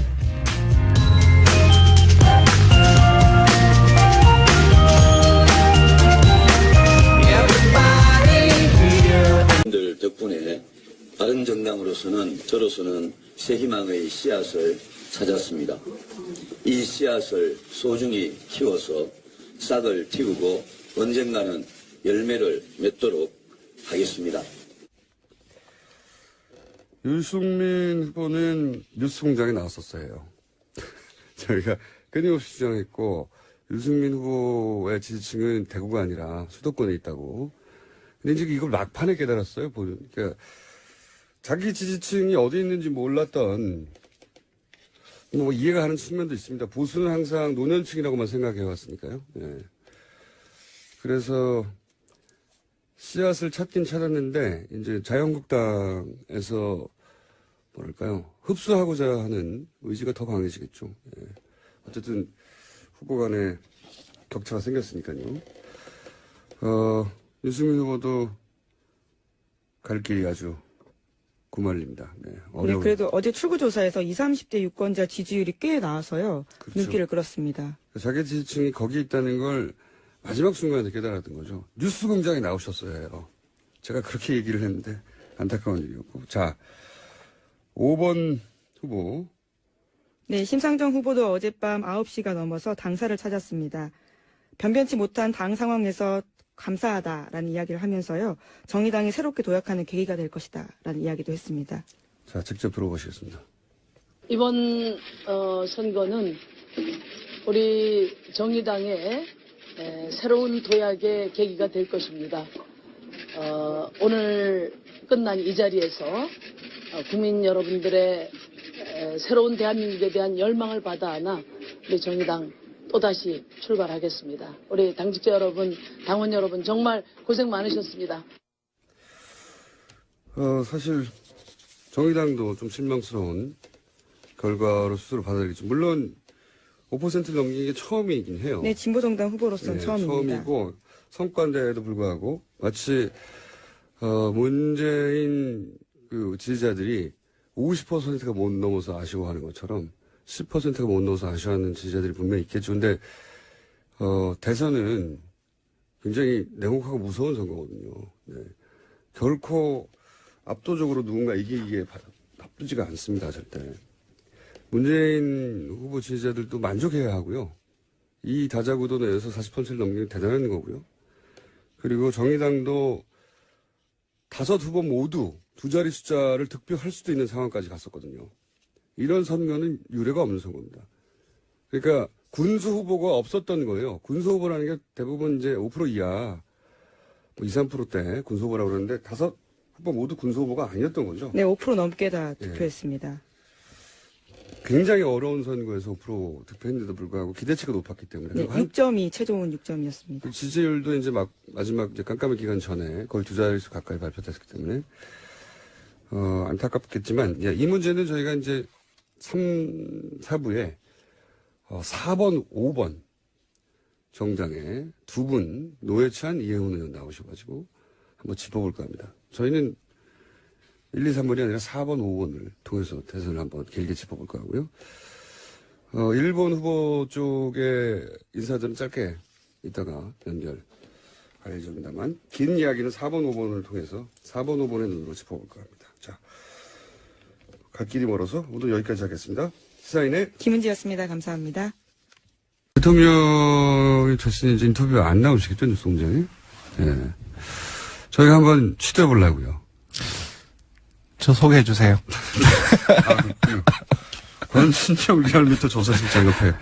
안녕하십니까. 제가 했던 인터뷰에 제가 안 나오실걸요. 빠져들어서. 대통령이 이제 라디오 방송 스튜디오에 나온 적은 없어요. 네. 그렇겠죠. 네. 외국은에 있을 것 같은데. 그런데 이제 처음은 있기 마련 아닙니까? 네. 그렇죠. 한번 시도해볼까. 깨라고 있는 거니까. 자, 보통은 이제 이 첫 시간에, 당선자를 배출해내는 당의 보통 선대위원장이라든가 당대표 연결합니다. 아니, 구태의원에서 저희 안 하려고요. 그렇게 안 하고, 이번 선거의 의미를 좀, 수치와 함께 되짚어볼까 합니다. 네, 네. 어떤 의미가 있는. 내일부터 저는 국민 모두의 대통령이 되겠습니다. 저를 지지하지 않았던 분들도 섬기는 통합 대통령이 되겠습니다. 정의가 바로 서는 나라, 원칙을 지키고 국민이 이기는 나라 꼭 만들겠습니다.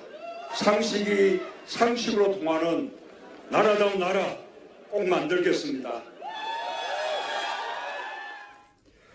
자, 이렇게 대국민 메시지가 나왔고요.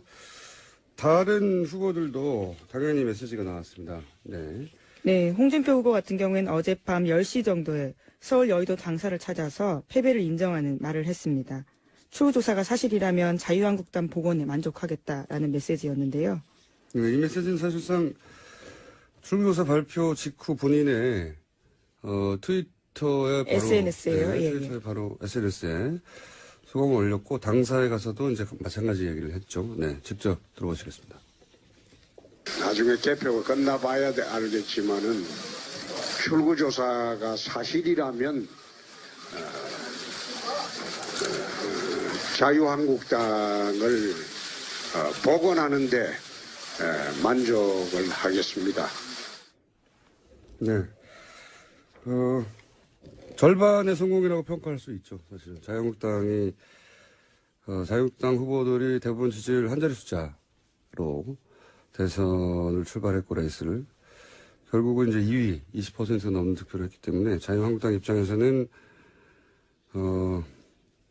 절반의 성공이다라고 할 수 있습니다만 홍준표 이제는 후보가 아니군요. 전 도지사 전 후보라고 할 수도 없고 어쨌든 홍준표 후보가 과연 자유한국당 내에서 영향력을 유지하고 살아남을지는 또 별개의 문제입니다. 네, 앞으로 그 씨름이 이뤄질 것으로 보입니다. 왜냐면은 후보 시절에도 여러 가지 예를 들어서 복당이라든가 관련된 이제 한 표라도 아쉬워서 내렸던 탈당파에 대한 복당 결국 이루어지지 않았거든요. 아직까지도. 후보 시절 가장 힘이 막강한 후보 시절에도 그런 얘기가 안 먹혔다면 이제 후보가 지난 다음에는 당내 권력투쟁이 시작되겠죠. 네, 자, 당대표 선거 6, 7월에 있어서요. 그때 기준으로 또 레이스가 시작될 것으로 보입니다. 그래서 이제 이합산이 당내에서 시작될 것 같고, 자, 3번 후보. 네, 안철수 후보는 어젯밤 10시 35분 정도에 국민의당 개표 상황실을 찾아서 국민의 선택을 겸허하게 받아들이겠다라면서 대선 패배를 인정했습니다. 직접 들어보시겠습니다. 국민의 선택을 겸허하게 받아들이겠습니다. 전화의 열망에 부응하기에는 많이 부족했습니다. 대한민국이 새로운 대통령과 함께 미래로 나가기를 희망합니다. 국민의당은 좀 사정이 더 나쁩니다. 왜냐하면 양강구도를 거의 한 달간 주장했었고 실제 수치도 거의 박빙의 수치가 여러 조사에 나왔었는데 결국 3위로 끝이 난 데다가 특히 이제 홍준표 자유한국당은 텃밭이라고 할 수 있는 TK. 예, TK 지역에서 1위를 차지했습니다. 네, 그리고 본인이 도지사를 했던 지역에서 박빙의 차이긴 하지만 1위를 지켰단 그렇죠. 말이죠. 그러니까 자기 텃밭은 지켰다고 하는 의미가 있긴 한데 국민의당 같은 경우에는 1위를 한 지역이 하나도 없는 데다가 1위를 한 연령대도 없고 그리고 호남에서도 거의 2배 차이로 네, 6대 3 정도입니다. 네, 패배했기 때문에 이 뭐랄까 책임론 공방이 굉장히 거세질 국민의당 내부 갈등이 조만간 아주 크게 불거지지 않겠는가. 자, 다음 4번. 네, 유승민 후보도 어젯밤 11시 반경에 서울 여의도 당사 찾았습니다. 힘들고 때로는 외로운 선거였다면서 그렇지만 자신은 새로운 희망의 씨앗을 찾았다라는 말을 남겼습니다. 네, 맞는 말이죠. 직접 들어보겠습니다. 저에게는 힘들고 때로는 외로운 선거였습니다. 제가 추구하는 개혁 보수의 길에 공감해 주신 국민. 선거인지 왜냐하면 최종적으로는 이제 득표율 정도 보고. 네. 그리고 이제 주요 지역 정도 보고는 이제 보통 관심을 끄게 마련인데, 이 수치를 자세히 들여다보면 그 사람들의 마음, 민의가 어디 있었는지 드러나잖아요. 네. 그래서 한번 짚어볼까 하는데, 자, 결국 40% 넘는 득표를 당선이 됐는데, 가장 먼저 여쭤볼 것은 판세를 발표할 수 없었던 깜깜이 기간이지 않습니까? 예, 한 일주일 정도 됐죠. 그 기간 동안에도 여론조사 기관들은 다들 조사를 하잖아요. 하죠. 예. 이제는 말할 수 있다. 그 기간 동안 사실 판세가 요동을 쳤죠. 요동쳤습니다. 네. 그 요동 쳤던 걸 간략하게 좀 요약해서 알려주세요. 사실 문 후보 같은 경우는 40%대, 리얼미터 지표로는 40% 중반을 유지해서 크게 변동이 없었습니다. 근데 2, 3위, 그리고 4, 5위 간에 순위가 뒤바뀌는 그렇죠. 판세가 변동이 있었는데요. 그러니까 실버 크로스와 브론즈 크로스가 브론즈 크로스 일어났어요. 네. 그래서 홍 후보 같은 경우는 사실 5월 2일이 마지막 그 공표금지 마지막 조사였는데 그때 오차범위로 안으로 홍 후보, 안 후보가 붙어 있는 조사가 몇 개 나오긴 했지만 리얼미터 기준으로는 18.6%로 완전히 붙어 있었습니다. 완전히 붙어 있었죠. 예. 그래도 대다수는 이제 오차범위 안에서 안 후보가 앞서는 걸로 마감이 됐거든요. 네. 공표금지. 근데 들어서면서 역전이 되었습니다. 리얼미터 기준으로는. 저도 사실 누구한테 말을 못하고 듣긴 했는데 그때 사실 안철수 후보 3번이 폭락을 했어요. 네. 순간적으로. 네. 저도 이해할 수 없는 현상이었는데. 네. 그 저도 긴가민가 했는데 네. 그게 이제 득표율 오늘 득표율로 보니까 이제 그게 그대로 나타난 것 같아요. 한 10% 초반대까지 갑자기 떨어졌죠. 예, 네. 예, 예. 안철수 후보 쪽에. 네, 네. 물론 이제 그 이후에는 이제 소폭 반등을 예, 해서 유지를 했지만 다시 반등하기 시작한 게 저도 이제 뚜벅이 시작할 때 이거 정말 어울린다. 잘하고 있는 거라고 했는데 네. 그 뚜벅이가 지지율을 끌어올렸어요. 되돌아보면. 맞습니다. 일부 영향을 미쳤다고 생각합니다. 저도. 네. 다른 특별한 소재가 없었는데. 네네. 폭락을 했다가 다시 꾸준히 올라갔죠. 그죠? 네. 그래서 5월 1, 2를 기점으로 해서 이제 역으로 이제 거의 이제 또 벌어지는 상황이 이제 지속이 되어서 거의 홍준표 후보는 20%대 초중반, 그리고 안철수 후보는 10%대 후반, 그렇게 리얼미터 지표로는 마감이 되었습니다. 네. 깜깜이 기간 동안. 그렇습니다. 그리고 4, 5번도 격심했어요, 변화가. 맞습니다. 4, 5번도 이제 공표검증 직전까지는 심 후보가 유 후보를 앞섰습니다. 근데 그때 상황에는 심 후보는 어떤 조사는 9.8%까지 나왔거든요. 저 대부분 한 7, 8% 정도 나왔고 그때 상황에서 유 후보 같은 경우는 4, 5% 정도 나왔습니다. 근데 이제 오늘 이제 득표율도 보셨겠지만 여론조사 깜깜이 기간에도 순위가 이제 뒤바뀌는 상황인데. 브론즈 크로스가 일어났어요. 예, 기억하시겠지만 이제 바른정당의 의원 일부가 탈당을 했고 그 이후에 동전 표심이 상당히 많은 부분들이 결집을 했습니다. 제일 무서운 건 동전. 예, 그래서 한때는 한 8% 정도까지 오른 상황이었고 저희들이 예측치를 내놓을 때는 8.2%까지 내놨는데 어떤 여론조사 기관의 수치에 따르면 거의 두 자릿수. 네, 그런 얘기도 들었기도 했습니다. 네. 4번 후보가 두 자릿수 가까이, 그리고 5번 후보도 두 자릿수 가까이. 네. 그래서 4, 5번이 두 자릿수 가까이 득표할 수도 있을지도 모른다 하는 전망이. 예, 그런 전망이 있었는데 또 심 후보 같은 경우는 이제 완만하게 하락을 했습니다. 8% 정도에서 5월 1일에 유지를 했는데 완만하게 조금씩 그 하락을 해서 저희 리얼미터 같은 경우는 거의 마지막 7, 8일에 한 6%대를 유지를 했었습니다. 자, 깜깜이 기간 동안 그랬군요. 네. 지역별로 우선 호남 지역 한번 짚어볼까요? 네. 예, 이거는 이제 저희 득표율 예측, TBS하고 한 득표율 예측에 이제 권역별로 이제 추정 득표율하고 오늘 나온 개표 상황에서 거의 비슷합니다. 리얼미터 자랑 한번 하고요.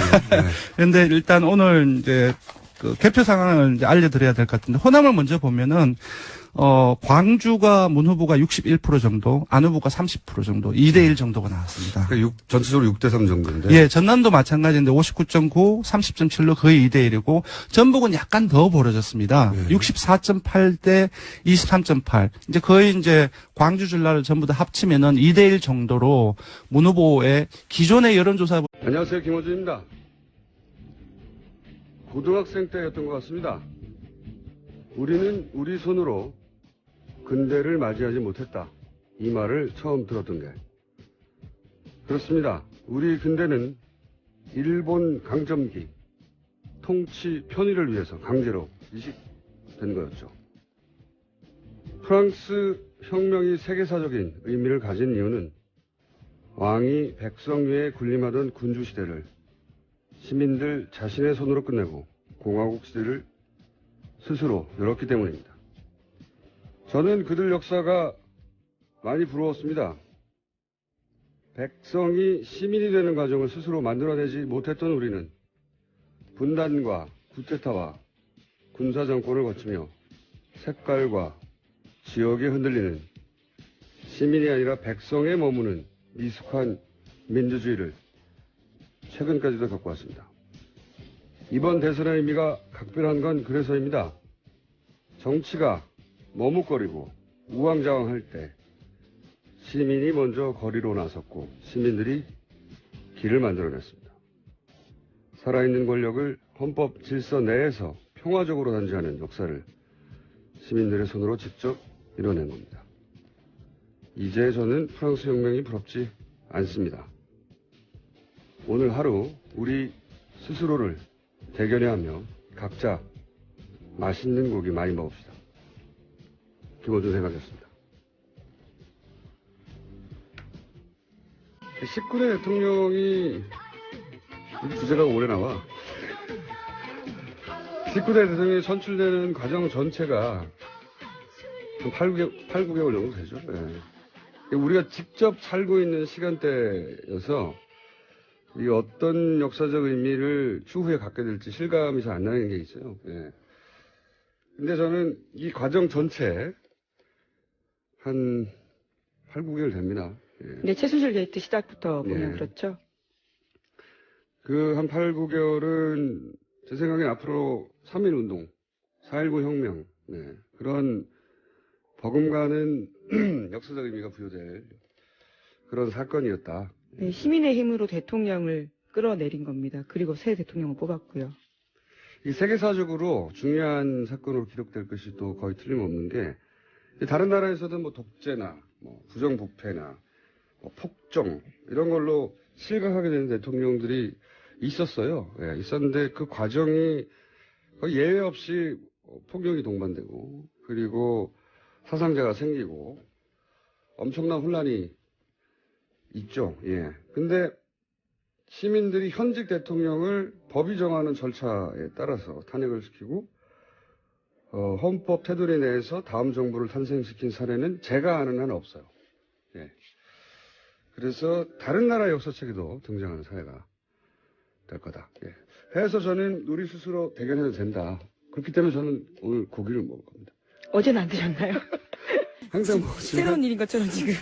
항상 그렇지만 오늘은 고기를 좀 맛있는 부위로 집중적으로 먹을 예정입니다. 네, 여러분들도 스스로 대견해하고 스스로 박수 쳐도 되는 지난 8-9개월이었다 말씀드리고 자 그럼 짧게 오늘 또 갈 길이 바쁘거든요. 네, 여러분들 나오시기 때문에 짧게 어제 하루 아마도 오늘까지가 각 당의 5당 안배해서 저희가 다루는 마지막 시간이 될 것 같아요. 그다음부터는 내일부터는 제 맘대로 할 거고요.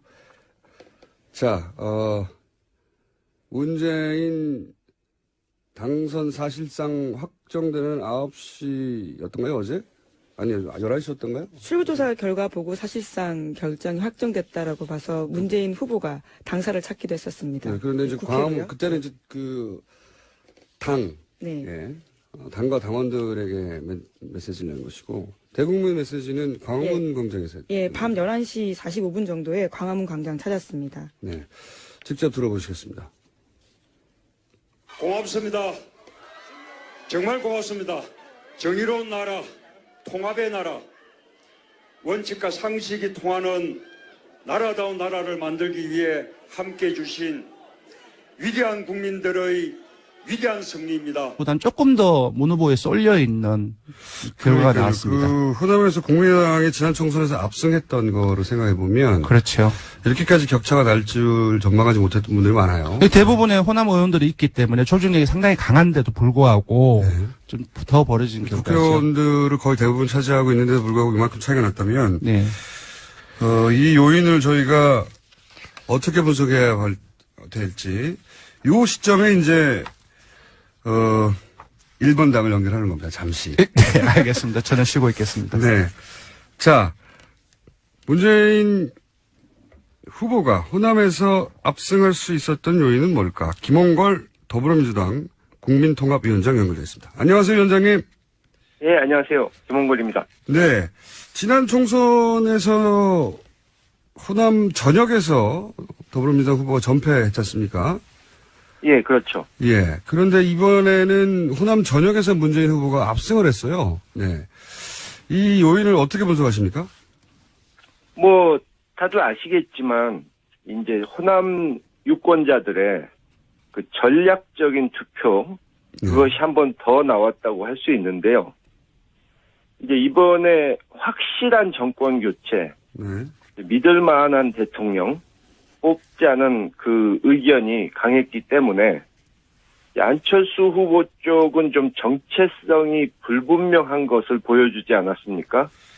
그래서 아마 그 부분 때문에 이 될 사람으로 표를 몰아주자 하는 그 여론이 막판에 강해진 거죠. 선거 막판에 될 사람 뒤로죠. 전략적 호남이 이제 전략적 투표 유권자들이 하는 것으로 유명한데 이번에도 그런 경향성이 강하게 나타난 것이다. 예, 그렇게 봐야죠. 자, 그러면은 사실 문재인 후보를 가장 강하게 공세를 취한 건 국민의당이었습니다. 소위 이제 문모닝이라고 그랬죠. 불리는 아침마다 이제 문재인 후보를 거론하는 국민의당의 공세가 아주 강했었는데 이런 공세가 역효과를 불러온 건가요? 어떻게 분석하십니까? 그렇게 봐야죠. 그러니까 자신들이 집권하면 무엇을 할 수 있을지 또 과연 집권하게 되면 누구와 손을 잡고 정치를 할 것인지 이런 것은 얘기를 하질 못하면서 계속 상대방을 공격만 하니까 결국은 이 수권 정당으로의 모습은 전혀 보여주질 못한 거죠. 그러면 이제 호남 국민의당에서 항상 주장했던 반문정서. 예. 이 반문정서는 앞으로 어떻게 될 거라고 보십니까? 반문정서가 실제 하는지 어느 정도인지 앞으로 어떻게 될 건지 어떻게 전망하십니까? 물론 이번에 이제 안철수 후보가 받은 30% 정도의 표 중에 반문 정서가 분명히 있죠. 네네. 뭐 안철수 후보에 대한 동정론 거기서 나온 표도 물론 있고. 네. 근데 이제 반문 정서가 아직 존재하는 것은 사실이지만 이제 서서히 누그러질 것이다. 새 정부가 하는 것을 보면은 이 반문 정서는 서서히 사라질 걸로 저는 봅니다. 알겠습니다. 오늘은 간단하게 짚어보는 시간이라 여기까지 하고요. 저희가 전문가는 따라 한번 모시겠습니다. 감사합니다. 예, 감사합니다. 네. 지금은 이제 정치인들이 주인공이 아닌 시간이기 때문에. 자, 그리고 굉장히 이걸 짚어주는 언론이 없는데 굉장히 이제 독특한 지점이 부산과 광주에서 각각 1위를 한 최초의 대통령 당선자입니다. 예. 그래서 부산 지역도 한번 짚어볼까 하는데. 네.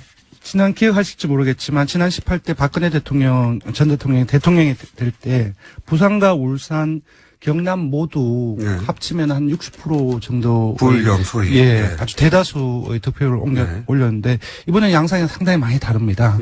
부산 같은 경우는 비록 조금 5%포인트의 격차이지만 문 후보가 앞섰고요. 울산도 마찬가지입니다. 울산은 격차가 조금 더 벌었습니다. 38대 28 정도로.